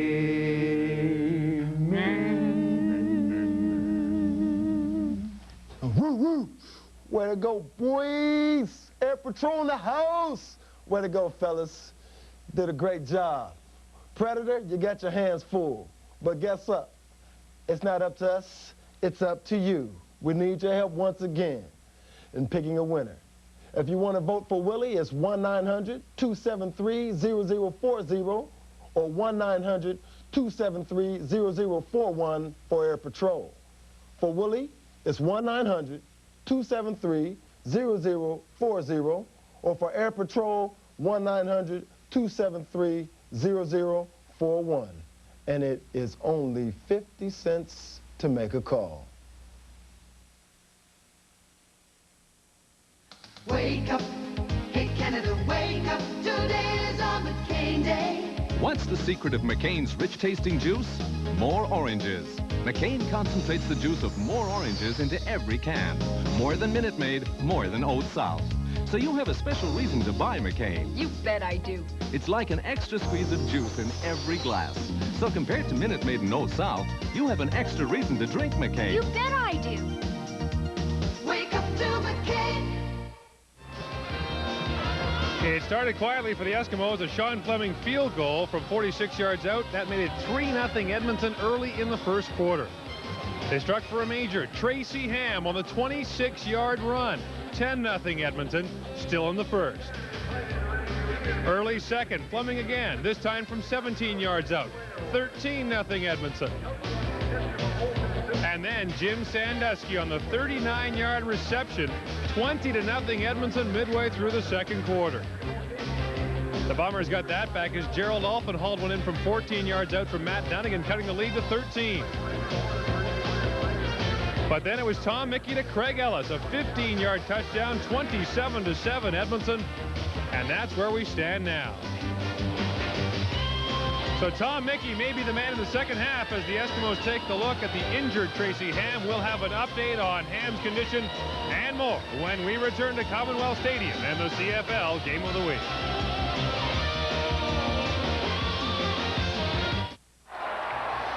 at Commonwealth at halftime. 325 total yards for Edmonton, including 259 through the air. Blue Bombers in a little trouble, trailing by 20 points at halftime as Winnipeg gets set to kick off to the Eskimos. 27-7. Troy Westwood ready to get the second half underway. Short kick taken by Johnstone, number 83. 17-yard return after a 50-yard kickoff. So Tom Mickey will definitely start this second half. On his only series in the first half, he took them down to a touchdown pass for Greg Ellis. He's been perfect so far, Lee. 4 for 4, 80 yards and the touchdown. Tom Mickey. So he starts off the second half with Henry Williams flanked to the near side. 3 receivers far side of the field. Mickey shifting into the shotgun formation. Firing deep. Sandusky open. Sandusky touchdown. He was 20 yards in behind the cover when Mickey spotted him. 68 yards for the touchdown. Great way to start the second half. Looks pretty easy for Tom Mickey, but it's only easy when you get good protection. He got that to find Jim Sandusky deep downfield. Lorenzo Baker, watch initially, a block by Brian Walling. Now, boom, blocked by Michael Souls, takes him to the turf, and now that allows Mickey. Here you're going to get a great look at it. Once Lorenzo Baker is out of the play, now look at the sight lines for Tom Mickey. He gets to see the whole field and pick out Jim Sandusky, I'll get it out, snuck in behind Rod Hill. You don't see that happen too often, but for Tom Mickey, what an easy pass to complete. 2 touchdowns for Jim Sandusky. And the Eskimos rather comfortably in front of the Blue Bombers. It's 34-7 now. 68 yards. Penalty on the play. Sandusky has his 9th touchdown of the year.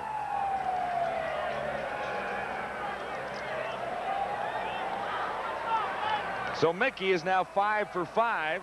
Rough play called against the Bombers. And 148 yards. Yellow pages football into the end zone for football. You know, Jim Sandusky at the top of the screen told me tonight the only way he thought he could get deep against Rod Hill was to run a little slant right here, hope that Hill would bite, and then take it up the field.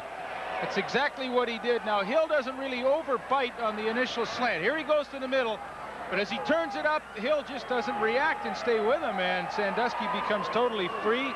Mickey reads it, sees it, completes it, and for Jim Sandusky, his 2nd touchdown of the night. But, you know, Hill keeps that outside shade so much. Sandusky said the only way I can beat him deep is to go up the inside with a little move to the post, and this matchup is no contest at this point. Not so far with 2 touchdowns for Sandusky. Look at the yardage. 7 receptions, 178 yards.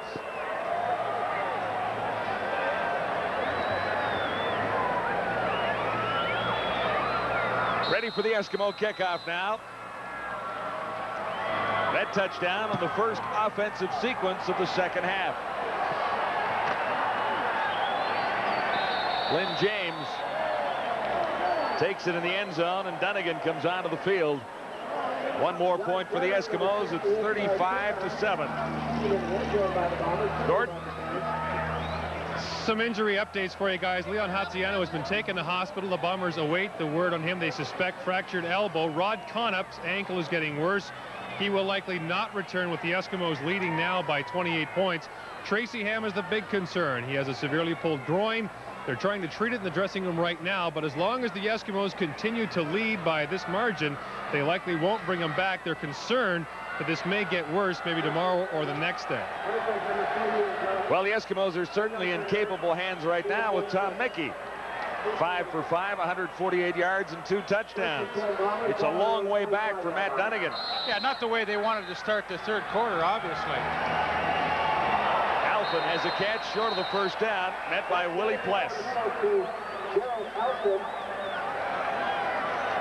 Well, of course, what this does, too, with the touchdown late in the second quarter to Ellis and now the opening one to Sandusky, 35-7 lead, that Winnipeg defense can afford to drop a little deeper and try and keep all the Bomber receivers in front of them, as Willie Plush just did there with Gerald Alphin. Let them catch it for the short one and then come up and make the tackle. That's, I'm sure, how they're going to play most of the time.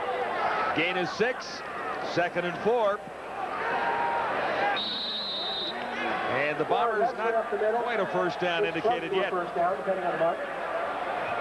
And the Bomber team is really not a team that's a good catch-up club. I mean, they trail by 28. That's just not their style. They're not the big play style of offense. They're a grinded-out offense that likes to and is very successful in games that are close to the vest. And, of course, this is not the case now. Matt Dunnigan's going to have to throw the football a lot more than he's accustomed to.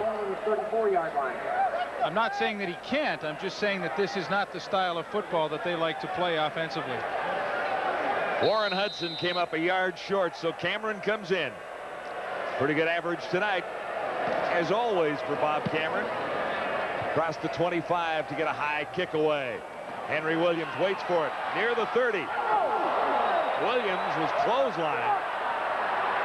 Bob Cameron with a 42-yard punt. Chris Sangaris, number 39. Got an arm out and decked Henry Williams. That was the proverbial clothesline in pitch dark when you were running through the backyard as a kid. I mean, Williams just, you'll see it here. Here comes 39 out of the picture.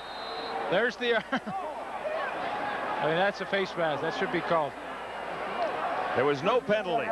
Ball to the 38-yard line. Yeah, he got the face mask. It looked initially like he just had his arm out. But there is no penalty. 1st and 10. Mickey, far side. Sandusky, the catch, lost it. And it's recovered by the Bombers. Picked up by Greg Battle. Yeah, that's a good call. There's no question Jim Sandusky had possession there on the hitch pass. Rod Hill knocks the ball loose and Battle makes the recovery. What are they arguing about?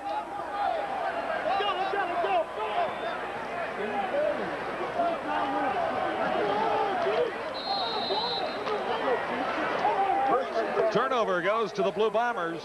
Decent field position at the Eskimo 38. 2 receivers near side. Dunnigan comes this way, then stops and looks deep. Man open, end zone, touchdown. Frank Pillow, number 85.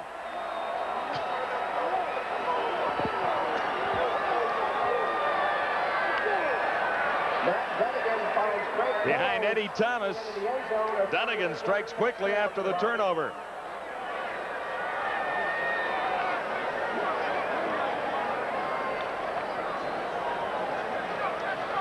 Well, the throwback that Matt Dunnigan likes to do so often is roll to the wide side of the field, lull the defense into sleep, and then throw back against the grain. And Frank Pillow, with some outstanding speed, gets in behind. And after the break, I'm going to show you why. Defensive breakdown in the Edmonton secondary. Marker is down on the convert. Pillow, no catches last week for the Blue Bombers in a win against the Calgary Stampeders. And what did I just say about Winnipeg not being a big play offense to get back in this game? Looked like a big play. That was a huge play. First CFL TD for Frank Pillow, and the Bombers closed within 35-14. We believe the last thing the world needs is another car, so we built one, the Nissan Altima. Because we knew we could build a car we could live with. A car as safe for those who would drive it as those who would not. And because we believe your money has the right to go far. The new Nissan Altima, built for the human race. Edmonton gets caught in a 3-deep zone. Here are the responsibilities, middle safety there, corner here. You take a third. Now, erase it quick. Enos Jackson's supposed to have that deep third. He gets concerned with Crefo in here, and Pillow just sneaks right down the field behind him. A mental error by Enos Jackson. You cannot, when you have that deep third in the zone, let anybody get in behind you. It's not Eddie Thomas's fault. It's Enos Jackson. He's supposed to be back in that deep third coverage. He got caught up inside. Pillow went by him. Thank you very much. Easy touchdown. Lots of time to go. Just nicely into the third quarter at Commonwealth in Edmonton. What a great night for football. A marker down on the kickoff. We'll see how the return goes for Darryl Colbert. He's out across the 30 to the 32. Sangus leading the tacklers. 19-yard return, 57-yard kickoff. Chris Garrett and Von Butler feeding up to the top of Winnipeg. Well, a perfect night for Tom Mickey so far. 6 for 6, 155 yards. And a penalty marker down. Penalty marker went down right at the kickoff. Here's the call. Offside. Winnipeg, 5-yard penalty, re-kick. Offside, the call against the Bombers. So the Eskimos will ask Winnipeg to kick over and try and get a little better field position.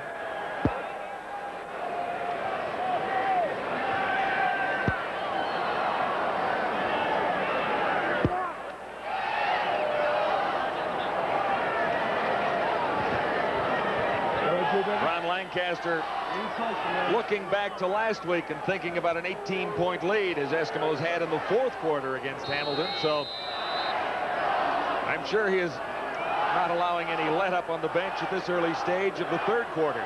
Well, I'm sure the intensity level of the Eskimos is going to be a lot greater in the fourth quarter this week than it was last week.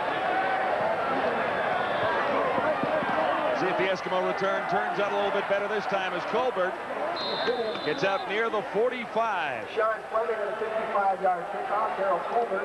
24-yard return, 55-yard kickoff, and slightly better field position for the Eskimos as Vaughn Booker led the Bomber tacklers that time. Tomorrow on TSN, the Tigers at Toronto. 2:55 Eastern Daylight Time. The Jays have a chance to clinch tomorrow afternoon, depending on the results of what happens tonight. With Milwaukee at Oakland. If Oakland wins, the Jays will clinch this evening.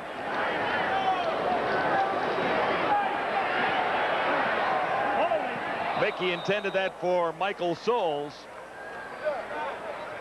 John Mickey's pass intended for Michael Souls goes incomplete. Penalty on the play. There was a penalty marker down back at the line of scrimmage.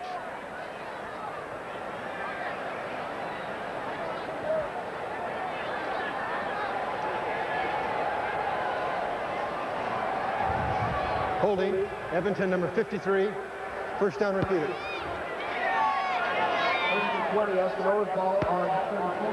Mike Dumaresque caught for holding that time. He's filling in along the offensive line for the injured Rod Conop.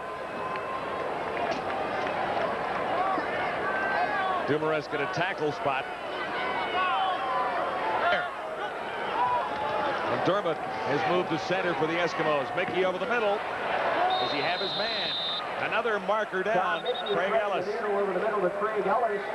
On 1st and 20. Penalty marker down. If the reception stands, Ellis is about halfway there.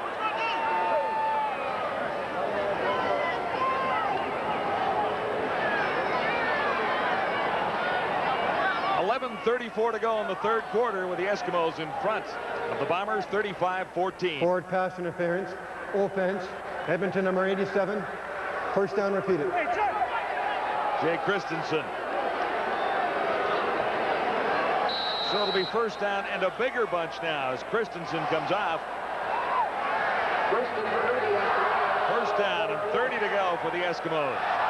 Now back just inside the 25.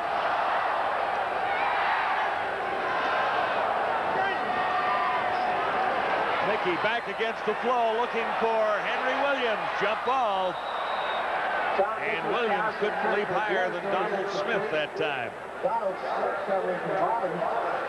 Well, I think that's a pretty good call. Second and first and 30. I mean, not too many plays in the playbooks I've seen that you have for that situation. So take a couple of long shots at it. The worst thing that can happen, it gets picked off. It's as good as a punt. No chance for Williams to get up over the top of Donald Smith. He had perfect position.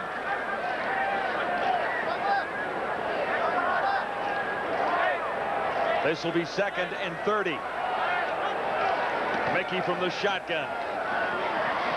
Standing in. And he has his man short of the first down. Number 74, J.J. Celestine made the catch. Pickup on the play. Donald Smith making the tackle for the Bombers. He's a rookie out of Cal State Fullerton. I'm sure it's a little more yardage than the Bomber defense wanted to give up, but they did the necessary thing. They kept the receivers in front of them, and on a 2nd and 30, they complete the pass, but of course they forced Edmonton to punt and get the ball back. Trailing by 21 points here in the 3rd quarter. For Tom Mickey, I mean, a good job to get a lot of that yardage back, so at least when Harper comes in, you know, they've reestablished some kind of good field position. Harper standing near his 35. He's had a good night punting the ball. Big charge is on Harper this time. High kick. Taken by Lynn James, or no play for Lynn James. So Harper does his job and pins the Bombers deep in their zone near the 11. No return on a 50-yard punt by Glenn Harper, who smiles on the Eskimo sidelines after that punt. And the Eskimos lead at this stage.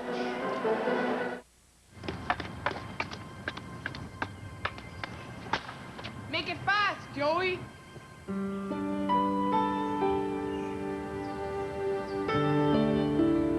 Wendell Clark.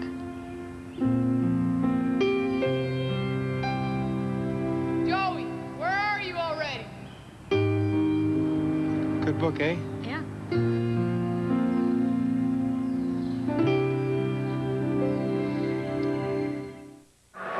Well, happy anniversary, Leaf. The 100th game televised on TSN. You and I together since 1987. How have the Eskimos done? Not badly on this network, 11-5. Bombers, well, not quite as fortunate. They may cringe when they see the future schedule. Any road games that we're doing of theirs, but it's the Bombers on the road, though. They're in a little trouble here tonight, but Dunnigan has battled back a couple of times when it looked even more bleak than it does right now. 35-14. Dunnigan on first down, deep in his own zone. Man wide open. Richardson has the first down. And yards to spare as Richardson gets up near the 45. Big play. Stopped by Dan Murphy. Trent Brown, I should say, number 28, and Larry Ruck. 35 yards. And a great play against a very active linebacker core like Larry Ruck and Willie Pless. When they drop off, sneak Richardson across the grain underneath them and allow him to use his great running instincts that he has. And all of a sudden, a team backed up. They are out of trouble in a hurry. Bombers now at the 45-yard line. Dunnigan to his right. Gets some pressure down the sideline. Picked out. As the Eskimos have possession once more, Willie Pless. 3rd interception of the season for Willie Pless.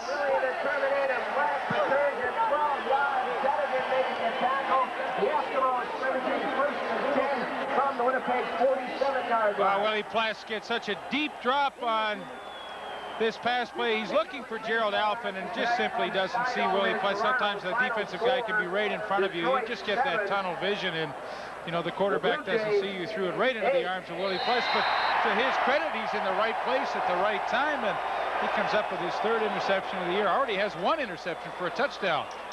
What a year he is having. 2-2 and turnovers. 1st and 10 for the Eskimos inside the Winnipeg 50. Williams down the sidelines. He makes the catch.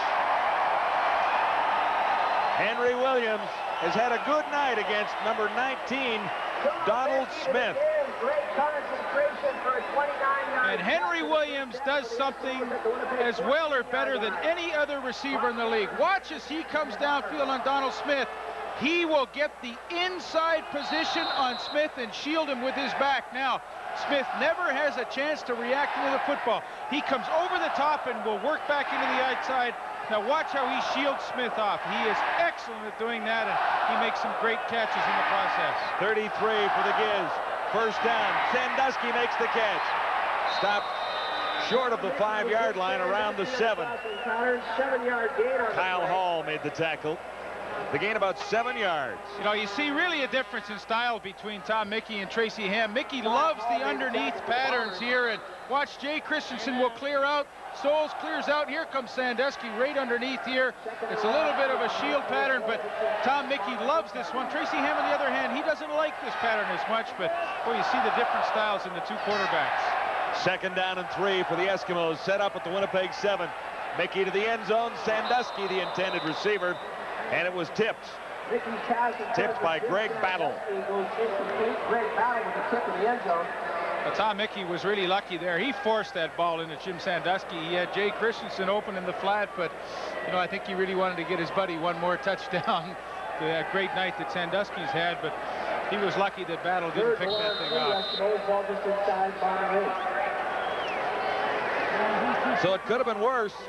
The interception sets up a field goal try by Sean Fleming. Perfect so far tonight. Definitely within range at about the 15. 3 more for the Eskimos. Not bad for Tom Mickey, though. I think 3 possessions and 17 points. I don't think you can ask for much more than that. 38-14 for the Eskimos now.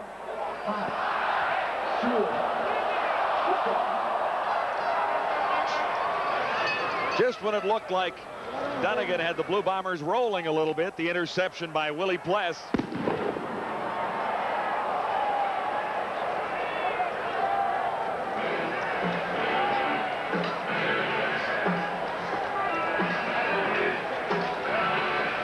.47 to go in the third quarter.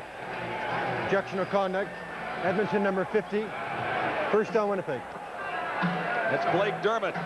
So the Bombers will start out near the 45. Objectionable conduct. The call. Bombers scrimmaging first and 10 from their own 45-yard line. Dunnigan has a long way to get the Bombers back, and he looks long along the sideline. Penalty marker is down. Matt Dunnigan's pass intended for Larry Thompson. Pass was intended for Larry Thompson. Eddie Thomas covering for the Eskimos. Thomas was covering. Now, there's no question when the ball was in the air, Eddie Lee Thomas got very physical with Larry Thompson, would not allow him back to the inside and created the contact. It wasn't incidental contact. It was intentional. Boy, they're going to call that every time.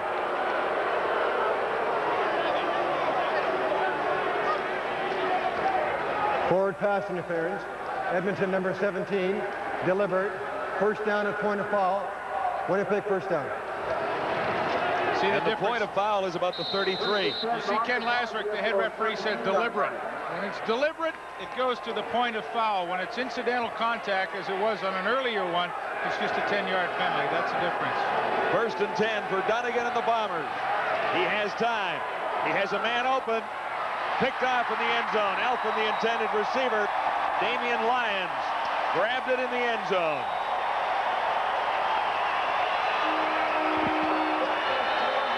That's interception number 8 for Damian Lyons.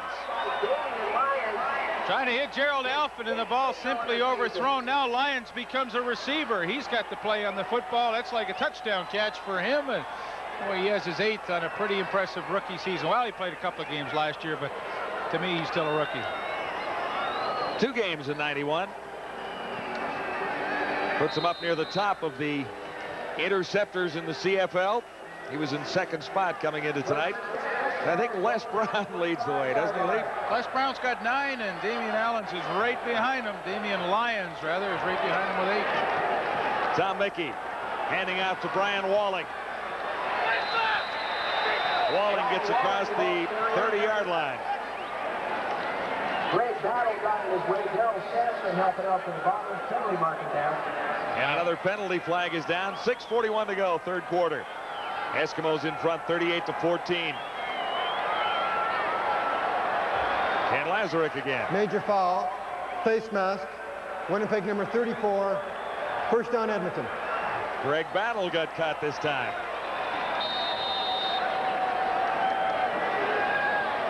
Well, you'll see Greg Blattle makes the tackle right there, and on the way down,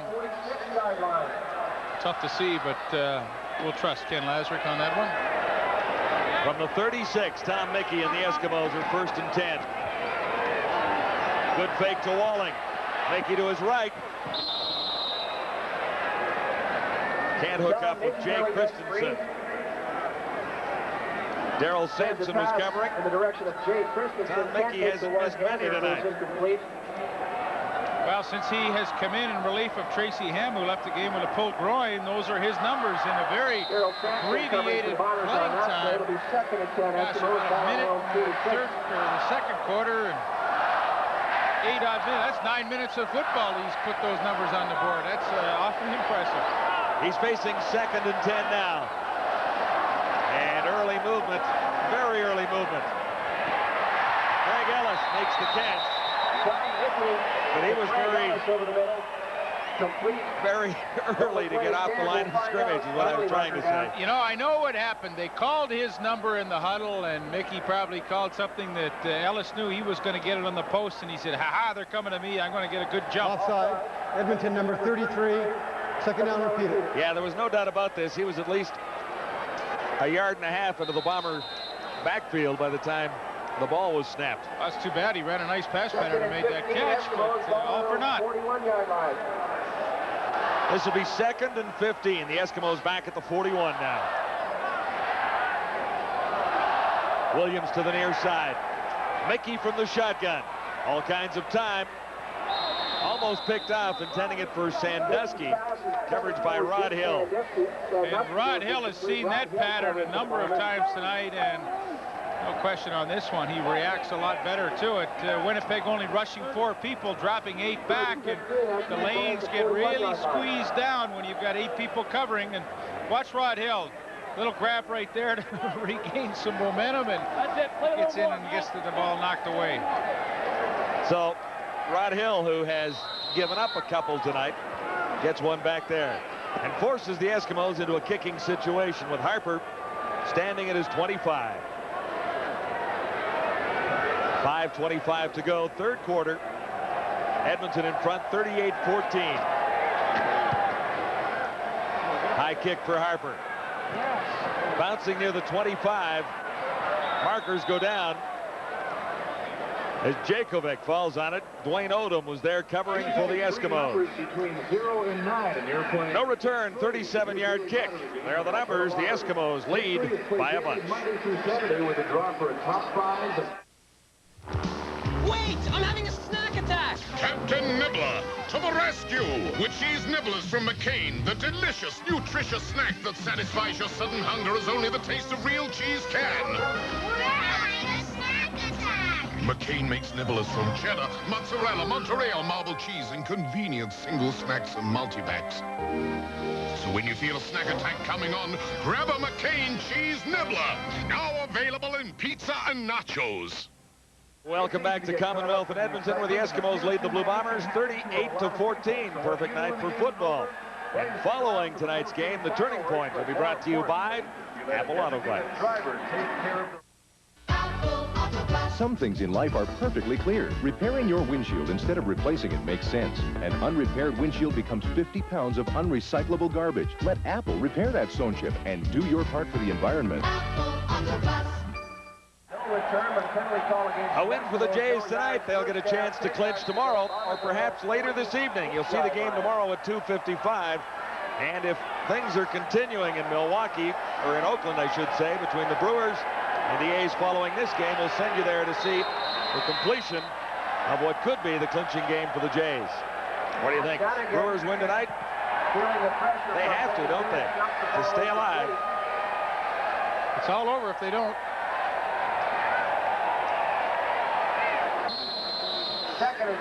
Benny Goods gets some pressure here on Matt Dunnigan. Now, ideally on the screenplay, you want a defensive lineman to get the penetration, but not that quickly. I mean, you have to slow him up just enough, and that play never had a chance to succeed. 2nd and 10 for Dunnigan and the Bombers now.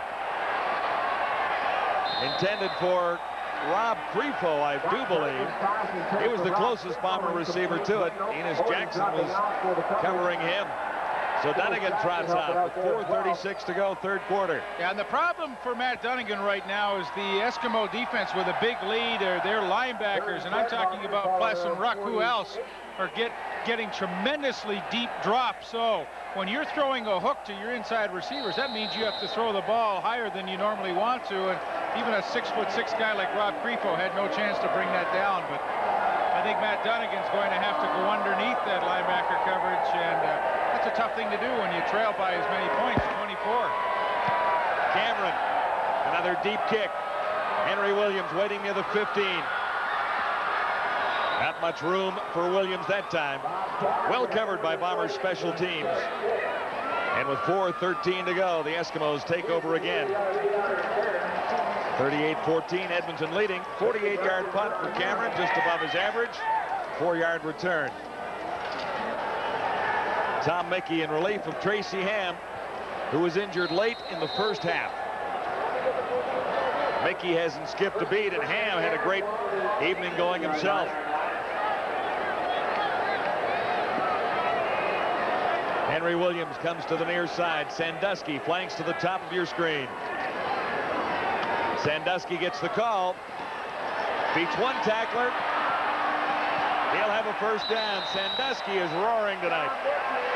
Sandusky slips sliding away for a first down. Good block by Jay Christensen. Well, Jim Sandusky has used his entire arsenal tonight. He's caught the long bomb for a touchdown. He's got the middle range ends, and now he catches a quick hitch and with some shifty moves there, gets around Rod Hill initially, Darrell Sampson, and Kyle Hall, and picks up a first down with his efforts. He has thrown everything at that Winnipeg secondary tonight.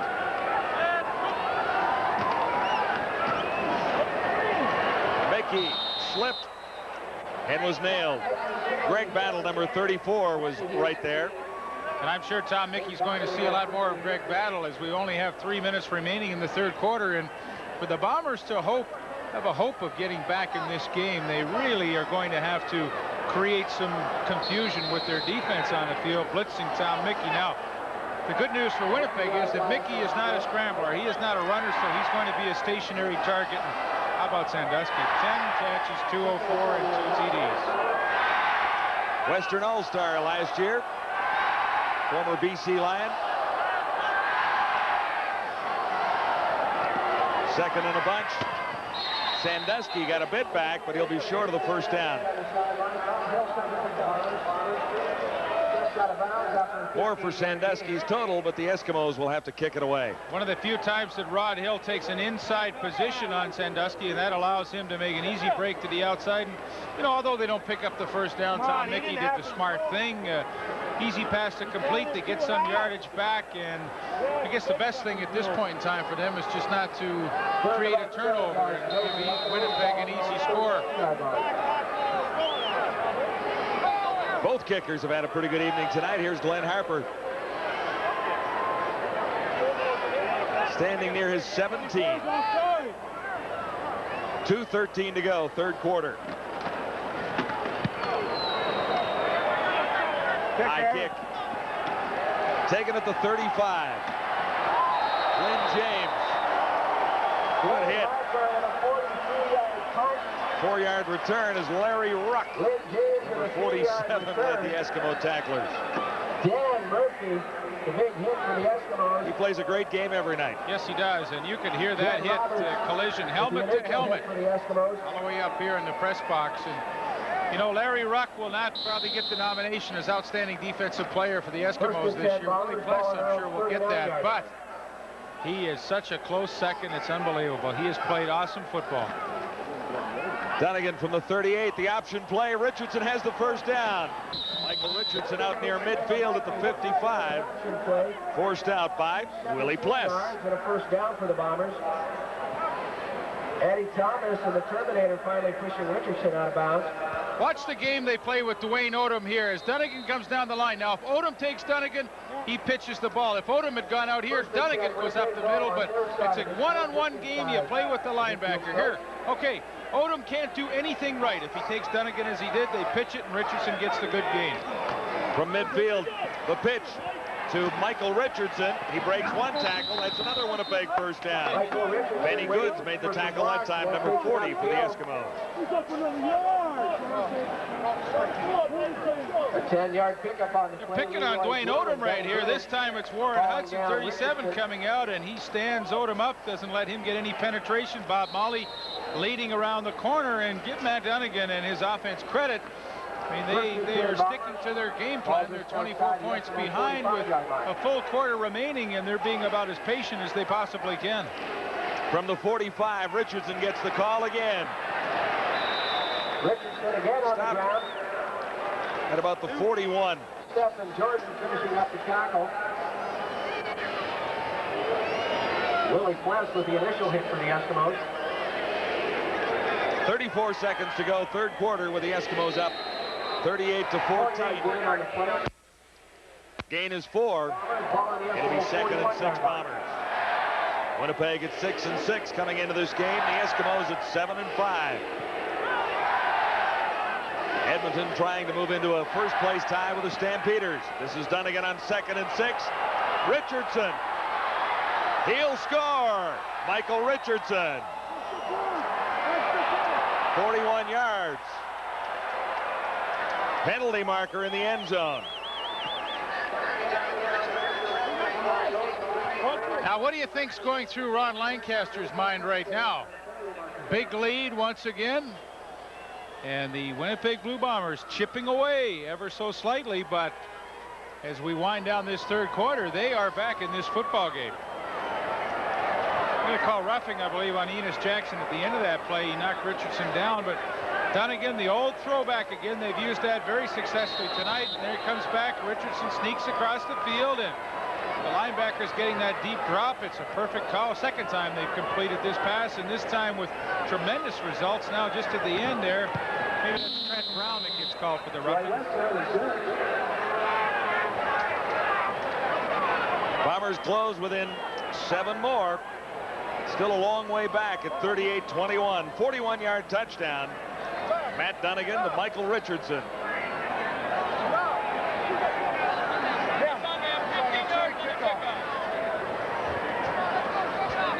Well, last week did the Eskimos not have a 16-point lead in the fourth quarter? This week it's 17 points. So, Michael Richardson with a great catch and run, and the Bombers breathe a little new life on the sidelines. And Richardson did almost everything for the Bombers on that last drive,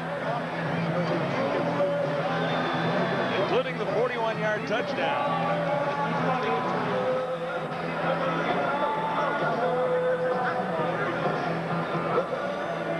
So the 15-yard roughing penalty on Trent Brown will be added on to the kickoff, and from the 50-yard line, you know, the Bombers, if they elect to, could try a short kick at this point. And I think Ron Lancaster's saying, hey, you know, that was a pretty cheap call there.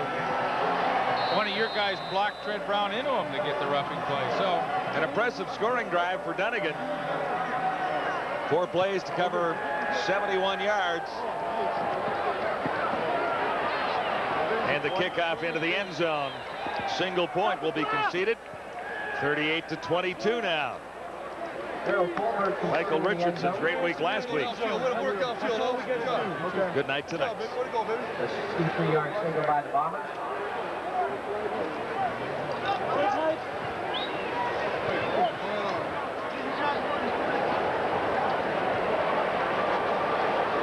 Well, I would think he might be a little nervous on the sidelines, Mr. Lancaster. Well, you know, the fourth quarter has been very unkind to the Eskimos this year. It's their worst quarter as a team, and I'm not just referring to last week where they lost a big lead and ended up losing the game, but traditionally on the entire 12 games that they have played so far, the fourth quarter is their worst, strangely enough. This should be the last play of the third quarter. Walling carries for the Eskimos. He's near the 40.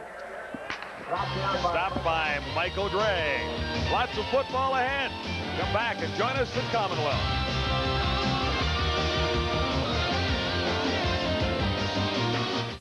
Hey, can you give me a ride? My car's in the shop. Yeah? Yep. Thanks for the lift.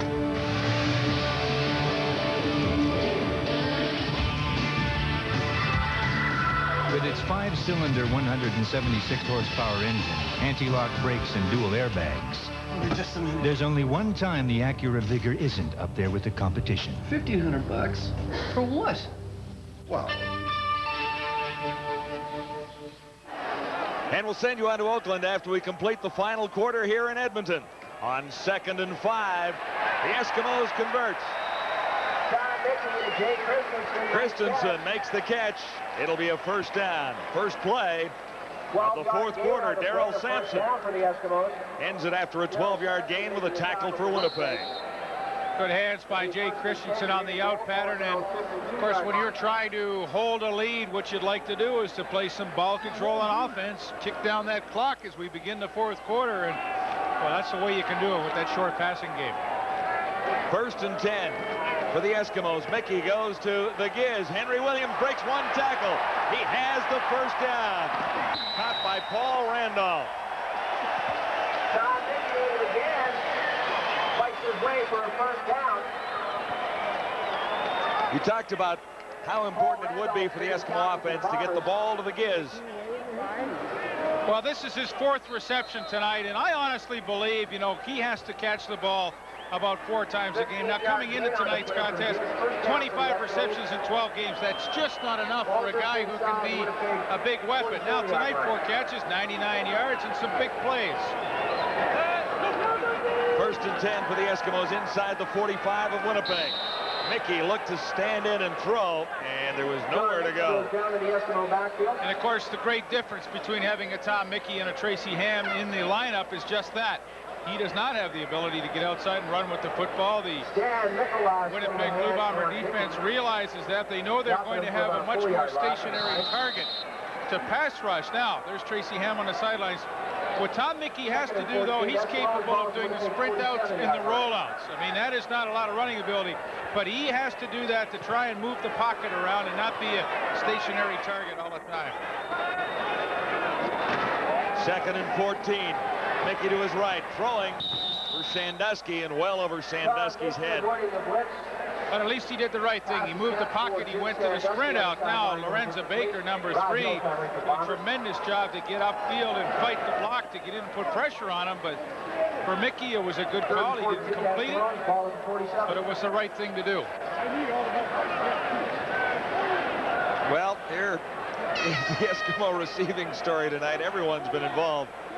Talked about Williams, but Sandusky, 217 yards. Jay Christensen making his first start for the Eskimos with 69. Craig Ellis, 25 yards and a touchdown.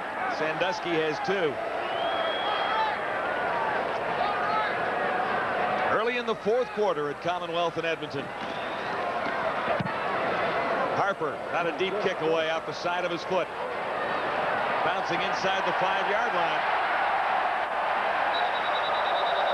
The result is decent for the Eskimos. Mike McLean leading the Eskimo tacklers, a 5-yard return after a 45-yard punt.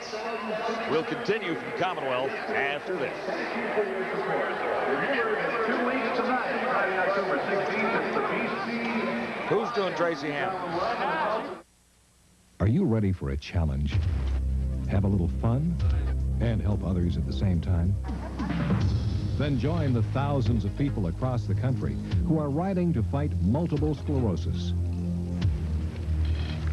The MS 150 Bike Tour. It's challenging, it's fun, and it's a great way to feel good about yourself.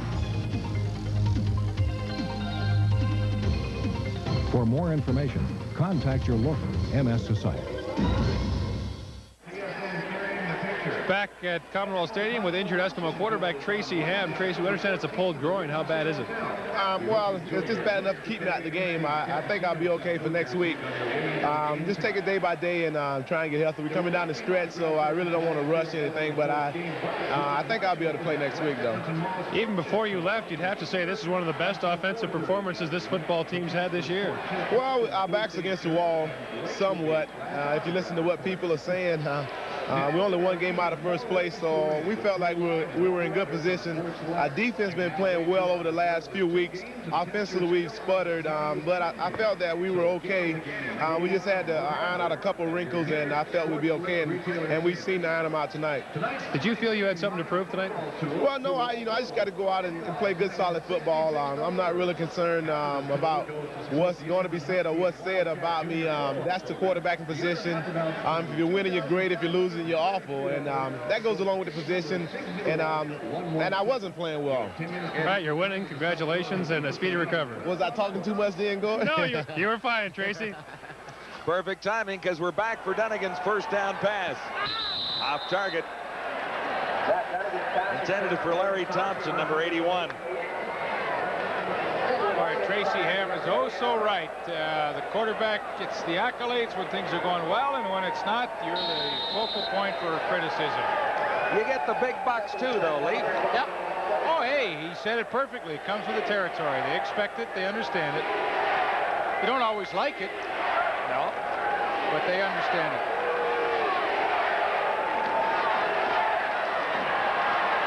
Second and 10. Dunnigan can't find a receiver. Can he get the first down? Dunnigan lost the ball. And let's see where they spot it. He's about a yard short. At least. They'll spot it where the ball went out of bounds, not Matt Dunnigan. I think he's going to come up at least a couple short. Looked as though he would have been able to pick up the first down, and for some reason maybe decided that he would change hands and protect the ball a little better as he felt the pressure of Dwayne Odom coming. But that's a costly error, as they will now have to give up the football. Third and about a yard. Dunnigan wants to go for it. I think he just talked the coach into it. He's saying, give me a measurement so I can stall for time, but I'll be surprised if Ken Lazarick will give him a measurement. 12:01 to go, fourth quarter. Coach Urban Bowman. Now this is where you can run into problems. There's total confusion. What are we going to do? You're at a crucial state in the ball game. 11:50 to go. You trail by 16. All of a sudden now you're scrambling around trying to take a third down gamble deep in your own territory. This is the kind of situation that can kill you. Should be enough for the first down, though. It pays off for Winnipeg. 38-22. Boy, did they do a nice job. Dave Vancona, the center, and Bob Molly, the left guard, did a tremendous job getting off the football to let Dunnigan pick up that first down. And boy, this is crucial now. They can't afford to make any mistakes. Dunnigan, a deep drop. Now he has to get out of there. Throwing on the run. Has Richardson. Richardson broke one tackle. Has about 6 yards on first down.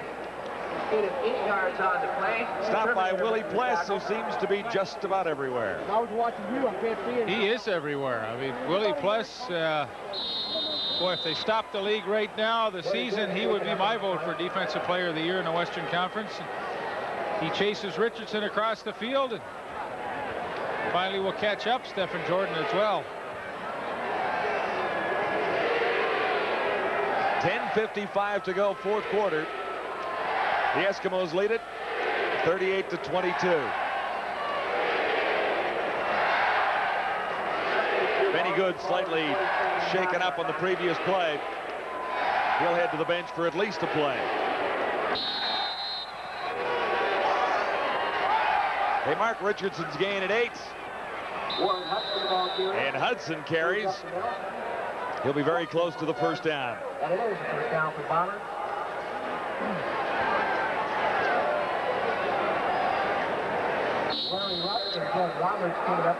Bombers won the previous meeting between these two teams in 1992, 51-32, back in week 3.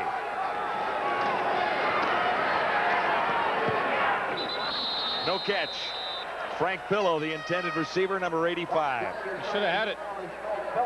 In the situations now where every play becomes more and more crucial as the time ticks off the clock, and you know you need to make the big plays, and I think that's a ball Pillow should have caught. Urban Bowman knows that, and his offense is at crunch time here. They cannot afford mistakes, as we've said. This is Pillows' 5th start tonight. He was with the Lions of Detroit in '91 and Tampa in 1990. Dunnigan on 2nd and 10. He's back in a hurry, has time to get it away. Richardson made the catch, but he stopped well short of a first down. Leroy Blue, number 89, on Michael Richardson. And the next one it was, 4-yard pickup, far short of a first down. It'll be 3rd and 6 for the Bombers. Okay, oh! 9:55 to go. Well, this is what the Edmonton defense will do to you in a 2nd and long situation, and sit back and play zone defense. And here's Leroy Blue. He normally rushes, but he's going to drop off. Linebackers all drop off, so Richardson comes out here, and he really has no place to go once the reception is made. It's great coverage downfield and reaction by the linebackers. Leroy Blue up with the hit. Cameron's kick is high. Taken at the 30 by Henry Williams. Williams finds some room. Can he get to the far side? Slowed down. Stop near the 36. Paul Randolph. He's king of the lake. Brendan Rodgers, Warren Hudson around Henry Williams that time. 6-yard return. There's a penalty marker down. Long-time Mr. Bob Hula celebrating birthday number 57. Who's trying to restrain who, Leaf? Well, Mike McLean and Brendan Rodgers really got into it. Actually, it's not Brendan Rodgers. It's Guys, this goes back to what happened to Henry Williams in the first half. The Eskimos felt that Sangaris had gone after the Gizmo with a spear. On that last play, Mike McLean, the Eskimo backup linebacker, went after Chris Sangaris, and Sangaris thought McLean was trying to hurt him, and now you see Urban Bowman really trying to restrain him. Sangaris wanted to take on the entire Edmonton bench, but it goes back to what the Eskimos felt was a spear on the Gizmo in the first half. They march off the yards against the Eskimos. We'll be back to resume with 9:33 to go in the 4th. It is the single most memorable sporting event in Canadian history. It has been called the Summit on Ice, the Super Series, and the day Canada stood still. Now, you can share the experience forever on video cassette with the 1972 Canada-Russia Hockey Series. There's a long shot. Relive the legend of Team Canada and the voice of Foster Hewitt. Henderson made a wild... Highlights of all 8 games. Exclusive interviews with the players. Your home video collection is not complete without the speed, sight, sound, and the triumph of the 1972 Canada-Russia Hockey Series. Call 1-800-661-1674, only $14.95. This video makes an outstanding gift. Call 1-800-661-1674 now. 15-yard penalty against the Eskimos sets Edmonton up near the 21. Brian Walling cracks off his best run of the night. Stopped by Kyle Hall. Walling had 100 yards last week in a losing cause against Hamilton. That's Kyle Hall getting in the way of Brian Walling. First down, Edmonton. At the 33. 9:02 to play, 4th quarter. Edmonton by 16 at 38-22. James West shaken up again. That's the 2nd time that Wild Wild West has been injured tonight. You know, when you go against a 3-man front, you've got Stan Mikowas playing right on the nose. This is Blake Dermott now. He's taken over for the injured Rod Conop. Now, you're going to get the back that slowly comes through here. But watch Blake Dermott on Stan Mikowas. Watch how he stays with the block now. He's going to come back into your picture again. There he is. I mean, he's pushed him 6 yards downfield. And the only way you can run in the middle against a 30 defense is to get a great block on the nose tackle. And boy, Blake Dermott, who's filling in for Rod Conop, did a super job. See, he's moved down to center, and Mike Dumaresk has come in and moved out to the tackle spot that Dermott vacates. But boy, that has to be pleasing to Ron Lancaster. You get into a 4th quarter here, you're trying to protect the lead, and you get your offensive line blocking like that. Well, that is something special. Eskimos with a first down at the 33. Walling got the call again. He's out near the 40-yard line at about the 39. Bobby Evans made the tackle. 16 points separating the Eskimos and the Blue Bombers. For a while, it looked as though the Eskimos were going to run away and hide. The Bombers have come back to stay in the ball game a couple of times. The Bomber defense has to get the ball back to the offense quickly here now with 8:17 to go in the fourth quarter. On 2nd and 4. Good extra effort. Darrell Sampson made the tackle. Souls has the first down. I would say so. Yeah, I'd vote for that. 217 yards and 2 TDs. He's had a great night. Sandusky to the near side this time. Hey, and you know, Sandusky's credit, he's caught all those passes against Rod Hill, and Rod Hill is one of the better ones. Wide open. J.J. Celestine. Donald Smith made the tackle. 45 yards the gain. Celestine, a rookie out of Cal State Fullerton. Of course, he's in giving Henry Williams a bit of a breather, but Donald Smith in the bump and run coverage allows Celestine to get to the inside, and with some great speed, he gets in behind Smith, and a perfectly thrown pass by Tom Mickey. And Edmonton offense has not skipped a beat with Tom Mickey coming in late in the second quarter. After a 45-yard gain by Celestine, it's 1st and 10. Edmonton at the Bomber 22. Eskimos leading 38-22. Brian Walling caught from behind. A wave of Bomber tacklers there, led by Greg Battle.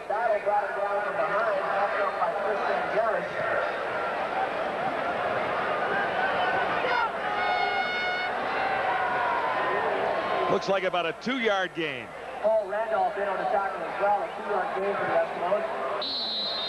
It'll be 2nd and 8. Eskimos trying to snap a 3-game losing streak. They have lost 4 of their last 5 games, including 3 in a row here at Commonwealth. Something unheard of. Mickey on 2nd and 8. Looking to the end zone. Touchdown. Number 2 for Williams tonight.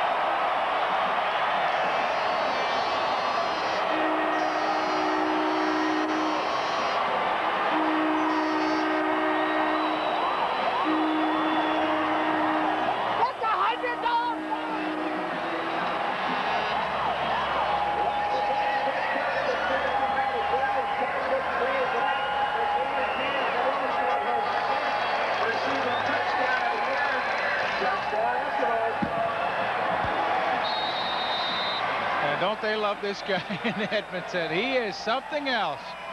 Henry Williams, a great punt returner, has really honed his skills as a wide receiver. He has worked awfully hard this year to perfect his pass patterns, and that time, super concentration as the hand came up from Donald Smith to make that touchdown reception. And boy, the hard work has paid off for Henry Williams. 5 touchdowns on the season for Henry Williams. It's now 45-22. The Eskimos in front. Super crisp, super spirals. McCain, what have you done to my fries? We've spiced them up. All right. We've crisped them up. Brilliant. We've even curled them up. Excellent. McCain has taken its famous super fries, dipped them in light batter, and surrounded them with bite after bite of crispy, crunchy, super spicy satisfaction. Straight ahead or curled around. Super crisps and super spirals from McCain. You'll love what we've done to your fries. I mentioned that Henry Williams has really worked hard perfecting his pass patterns this year, and here he is right here. Now watch how he sets up. He wants to end up down here in the corner, so what he does is drive really hard to the inside. That takes Smith here, and then he makes the real hard, sharp break once Donald Smith's hips are turned, and this is textbook. I mean, here's a guy that's worked hard at his craft, and it's paying off. He gets the hips turned around, a perfect throw by Mickey, and great concentration at the end of this play to make the catch. Nicely done. Good night for Henry Williams and the Eskimo offense. Both quarterbacks have done a job. Tracy Ham in the first half, Tom Mickey in relief after Ham went down with a groin injury. 6:03 to go, fourth quarter.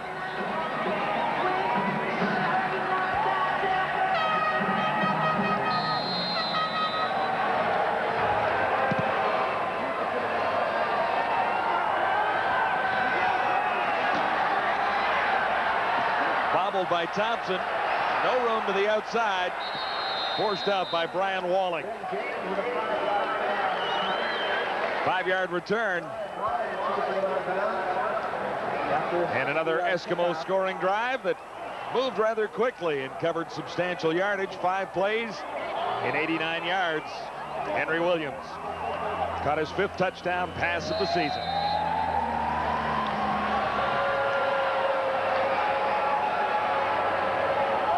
First and 10 Bombers, ball in place. Matt Dunnigan, first down. Has Frank Pillow. Substantial yardage as he gets out to the 40-yard line. And again, Willie Pless was there. And Frank Pillow showed me some courage right there. He knew the hit was coming from Stephen Jordan and Leroy Blue right there, but he hung tough and made a real nice catch in some pretty heavy traffic. Dunnigan to the far side. His receiver is down, and so is a penalty marker. Warren Hudson, number 37, is the intended receiver. Harry Rucker behind for the Eskimos. Penalty marker down.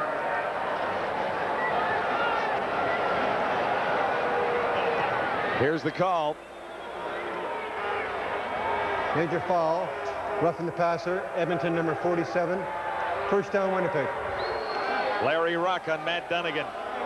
And the Bombers move out near midfield now.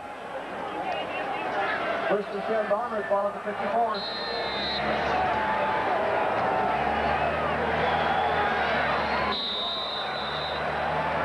Grifo was the closest receiver to Dunnigan on that pass. Really difficult to throw those hooks to the inside receivers now. The inside and outside linebackers of the Edmonton Eskimos are just squeezing those passing lanes down and making them so small. There's really no room for the receiver to get open or Dunnigan to get the ball into them. Pillow flanks to the near side. Thompson far side of the field. Dunnigan throws back against the flow to his running back, Michael Richardson. Richardson is inside the 30. That's the same pass play that he scored on. Enos Jackson made the tackle. 27 yards the gain. 30-yard line. Enos Jackson finally making the tackle along with Damian Lyons. 4:34 to go, fourth quarter. Eskimos leading 45-22. Dunnigan goes for the home run toss to Pillow, and he was well off the mark. Pillow drew coverage from Eddie Thomas that time, number 17.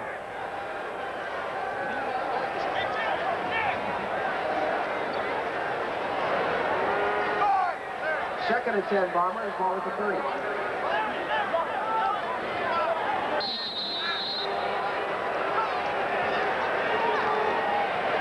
Dunnigan is down. Leroy Blue, number 89, got to Dunnigan. And Dunnigan shaken up again. And what an effort by Leroy Blue. They were only rushing 4 people there, not outmanned at all, but he just simply beat his block with a vengeance. Came in and made the sack on Matt Dunnigan.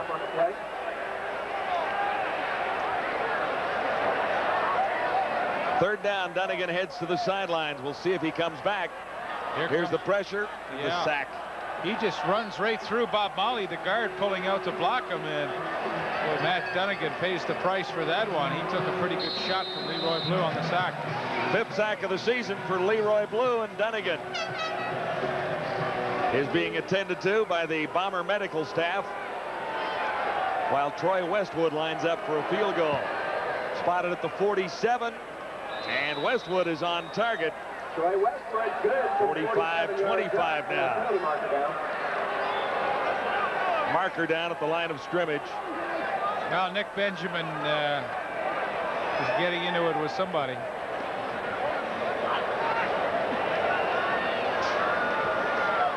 feisty little football game at Commonwealth tonight.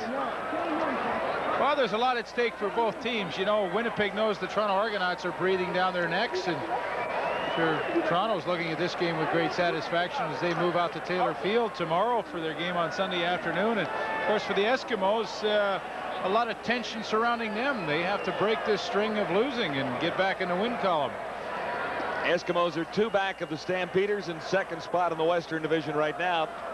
Stampeders will host Ottawa on Sunday afternoon. Major foul, unnecessary roughness. Winnipeg number 68, 15 yards, first down Edmonton. So after the fact of the field goal, it counts. First and 10, Eskimos, ball on the 50. Eskimos begin at the 50-yard line. Into the final 4 minutes now, 3:42 to go.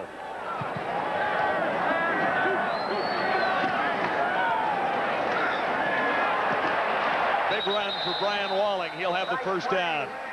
From the 50 to the Bomber 50. Dunnigan on the Bomber sidelines with a knee problem, it would appear. Making the tackle for Winnipeg. Took a hit from Leroy Blue.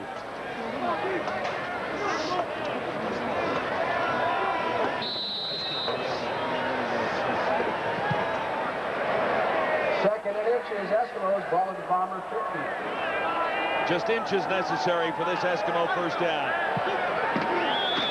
Mickey himself, and that'll be enough, I'm sure. 3 minutes to go at Commonwealth. The Eskimos out in front of the Winnipeg Blue Bombers by 20. Dunnigan on the sideline. And it's unlikely he'll return. The Eskimos are on the road next Saturday, October. Wake up, hey Canada, wake up. Today is on McCain Day. What's the secret of McCain's rich-tasting juice? More oranges. McCain concentrates the juice of more oranges into every can. More than Minute Maid, more than Oat Salt. So you have a special reason to buy McCain. You bet I do. It's like an extra squeeze of juice in every glass. So compared to Minute Maid and Oat Salt, you have an extra reason to drink McCain. You bet I do. Wake up to McCain. Hey, Terminator, you've got another victim. Willie Pless, a contestant at halftime on The Entertainers, taking on Air Patrol from the Argos. It was no contest. Willie Pless, 634 to 323. Congratulations, Terminator. Well, Willie Pless has had a better night on the football field than he has singing his little ditty at halftime. Number 39, Chris Sangaris of the Blue Bombers, is the focus of some attention down there right now. He's in for James West, rookie season out of Long Beach State. Second-round pick in 1992. He was fired up a while ago, Leaf. Yes, he was. He and Mike McLean were having a little tussle, so we're going to maybe have a look at Chris Sangaris and see exactly what he's up to here. 2:54 to go, fourth quarter. The Eskimos trying to snap a 3-game losing streak. And they're in control of things right now with a first down at the Winnipeg 50 and a 20-point lead on the Blue Bombers. Tom Mickey in at quarterback for Tracy Ham, who didn't quite last the first half. Brian Walling slashes off left tackle. Brian Walling carrying left side.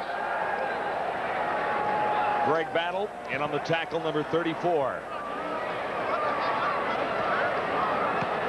8 of 4 yards on the play. Well, the Jays won earlier tonight, and following our telecast in Edmonton, we'll send you out to Oakland to see how the Brewers and the A's are doing. Currently 1-1 in the 7th inning there. The Brewers lost tonight, but the Jays clinched the American League East. 2:19 to go. Mickey shotgun. He'll have a first down.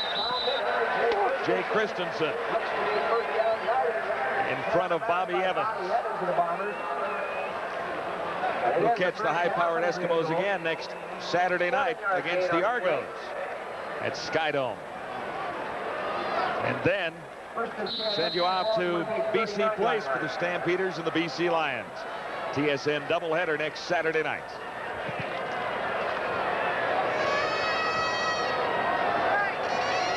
hard-hitting football game here at Commonwealth. 1st and 10 for the Eskimos. Walling gets the call. He's out to the 35. Greg Battle again on the tackle.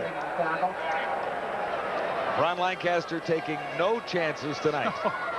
I don't think with 2 minutes remaining they're going to self-destruct and lose a 20-point lead. But no, I don't think there's any way, but there's a memory of a week ago.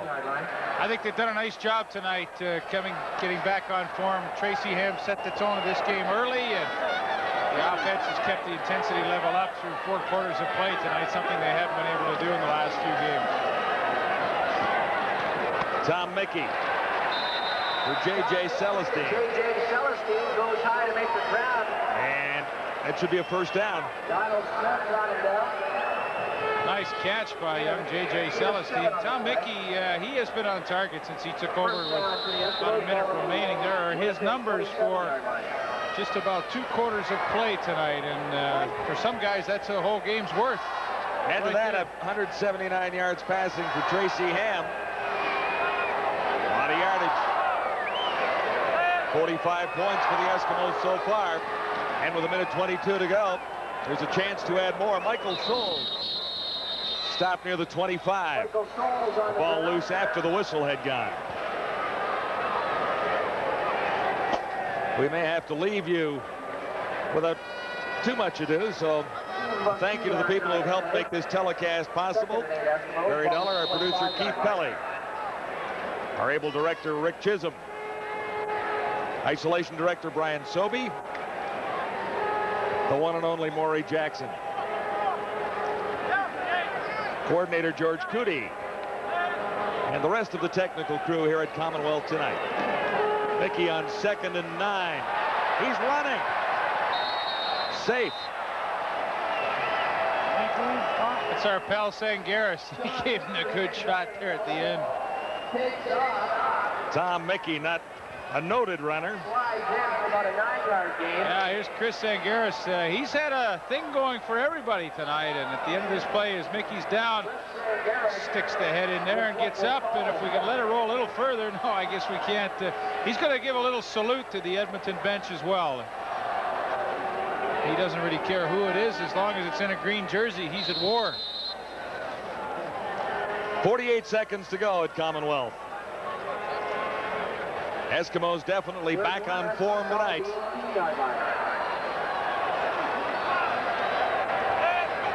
They've got Mike McLean in on offense. Yeah, he was looking for Sangaris over the top of the pile.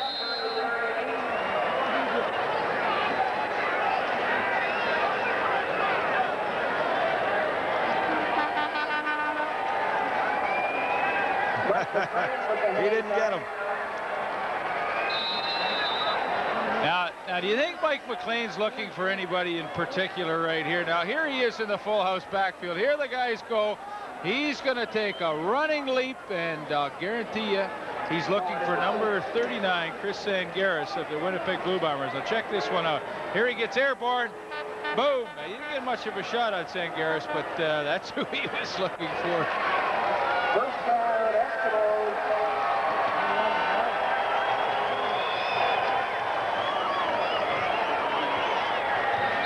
Sangaris says you didn't even touch me.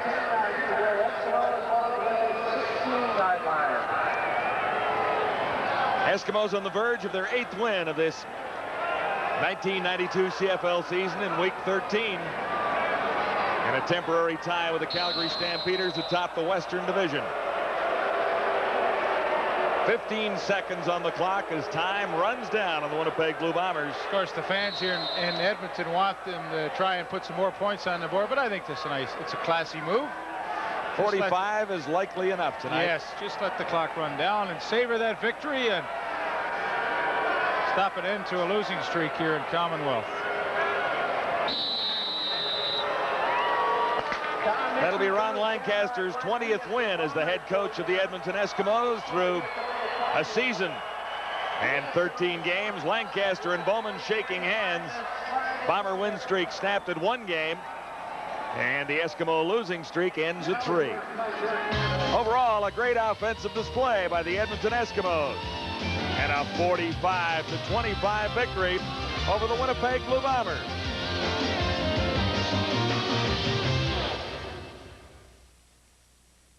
A&P and Dominion would like to congratulate all of our Baseball Magic winners of a trip for 2 to Walt Disney World Resort, courtesy of Canadian Holidays. We would also like to congratulate other winners of a Texas Instruments electronic organizer, Macassa's Arabella Dinnerware, Ryobi Workforce Power Tools, Dirt Devil Vacuums from Royal Appliance, Sunbeam's It's So Easy Gas Grill, Sega Genesis Video Game System from Irwin Toys, the Best of Tefal, or a Granite Pass Bicycle from Huffy.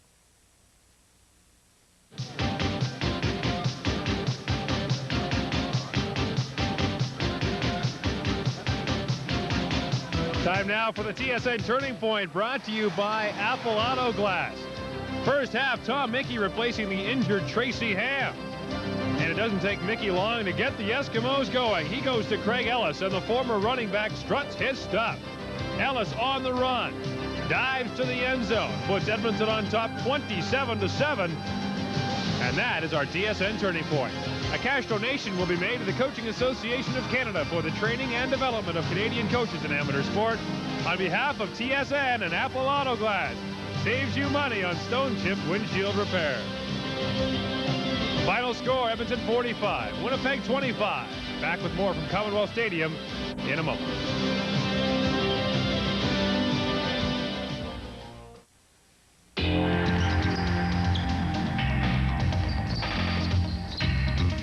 To have any sport right at your fingertips. Just put this in your hand. The Casio Sports Vision Color TV. The Casio Sports Vision Color TV operates on batteries, optional power supply, or optional car adapter. Built-in features include a brilliant 5.5-centimeter liquid crystal screen, full VHF-UHF channel capability, and separate color, brightness, and volume controls. We'll even include a set of Casio headphones, a $30 value, absolutely free while supplies last. It's perfect for the sport in your life. The Casio Sports Vision Color TV. The Casio Sports Vision Color TV and other fine Casio products are available at the Bay, Aventura Electronics, London Drugs, Multitech Warehouse Direct, and other fine retailers. Casio.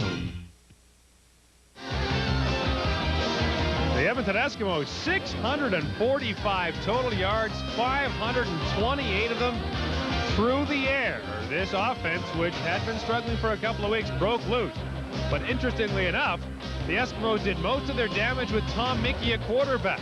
And Mickey was the quarterback the last time the Eskimos won at Commonwealth Stadium, which raises the question, will there be another quarterbacking controversy in Edmonton? Goodness knows that's the last thing Ron Lancaster needs right now, but what he got that he wanted most was a victory by his football team. It's first in a month and a half in this stadium. And we'll be back to wrap things up from Commonwealth Stadium right after this.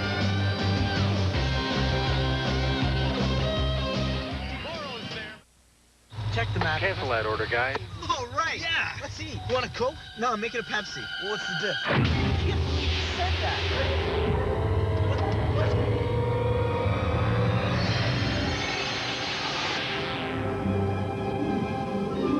The difference is one tastes better. This one. You chose Pepsi. The majority of soft drink users tested prefer the taste of Pepsi over Coke Classic. You want sausage or pepperoni? What's the diff? The CFL Game of the Week on TSN has been brought to you by Pepsi. Gotta have it. Next week, a double dipper from TSN. We start at Skydome, the Eskimos and the Argos, 7:30 Eastern Time. And then, the nightcap, the Calgary Stampeders and BC Lions. Jamie Bone and I will be there to call the action from the stadium at BC Place as the Lions try to keep their playoff hopes alive against the first place Calgary Stampeders. Our final score here at Commonwealth Stadium, Ron Lancaster's Eskimos come up with a much-needed victory, 45-25 over the Winnipeg Blue Bombers. For all of us at TSN, I'm Gord Miller. Good night from Commonwealth Stadium.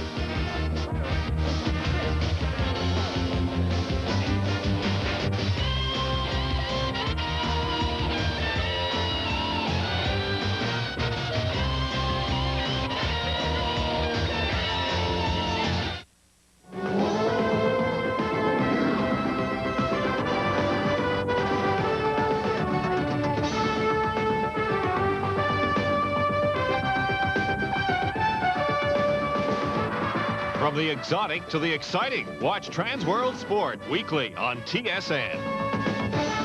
Today, your TSN lineup includes shortstops and pit stops. But first, catch the premiere of Canadian Sport Digest with profiles of Olympic heroes Mark McCoy and Dave Steen. Later, all systems are go for the Firestone Firehawk Racing Series at the Nissan Grand Prix. Then the Blue Jays continue their drive for a division title as they try to tame the Tigers at Skydome. Get it all today on Real TV, TSN. You're watching TSN, the Sports Network, your #1 source for sport news.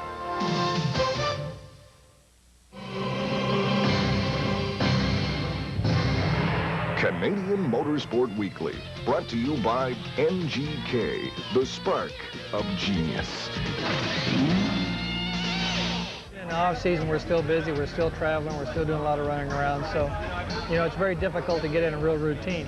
I love riding my snowmobiles up in Chama, and I carry my Sea-Doos behind me during the summertime, and so when we are away from the racetrack, we do enjoy life.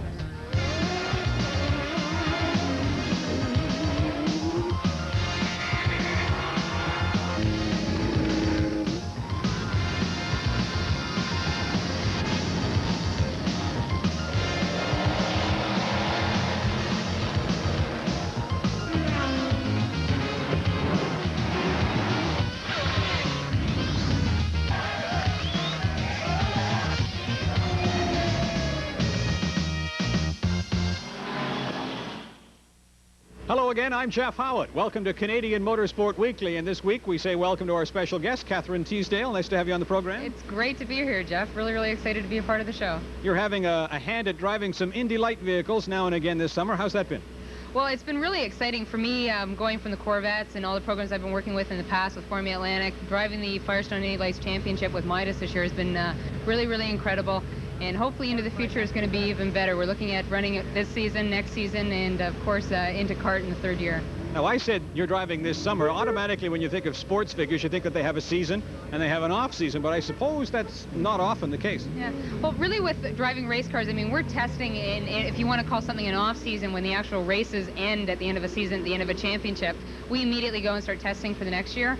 And anytime you have off, I always jokingly like to say that we get Christmas Day off, but it turns out that's my birthday, so I'm almost on that day as well. But we really don't have an off season with all the promotional work we do and charitable work that we do with different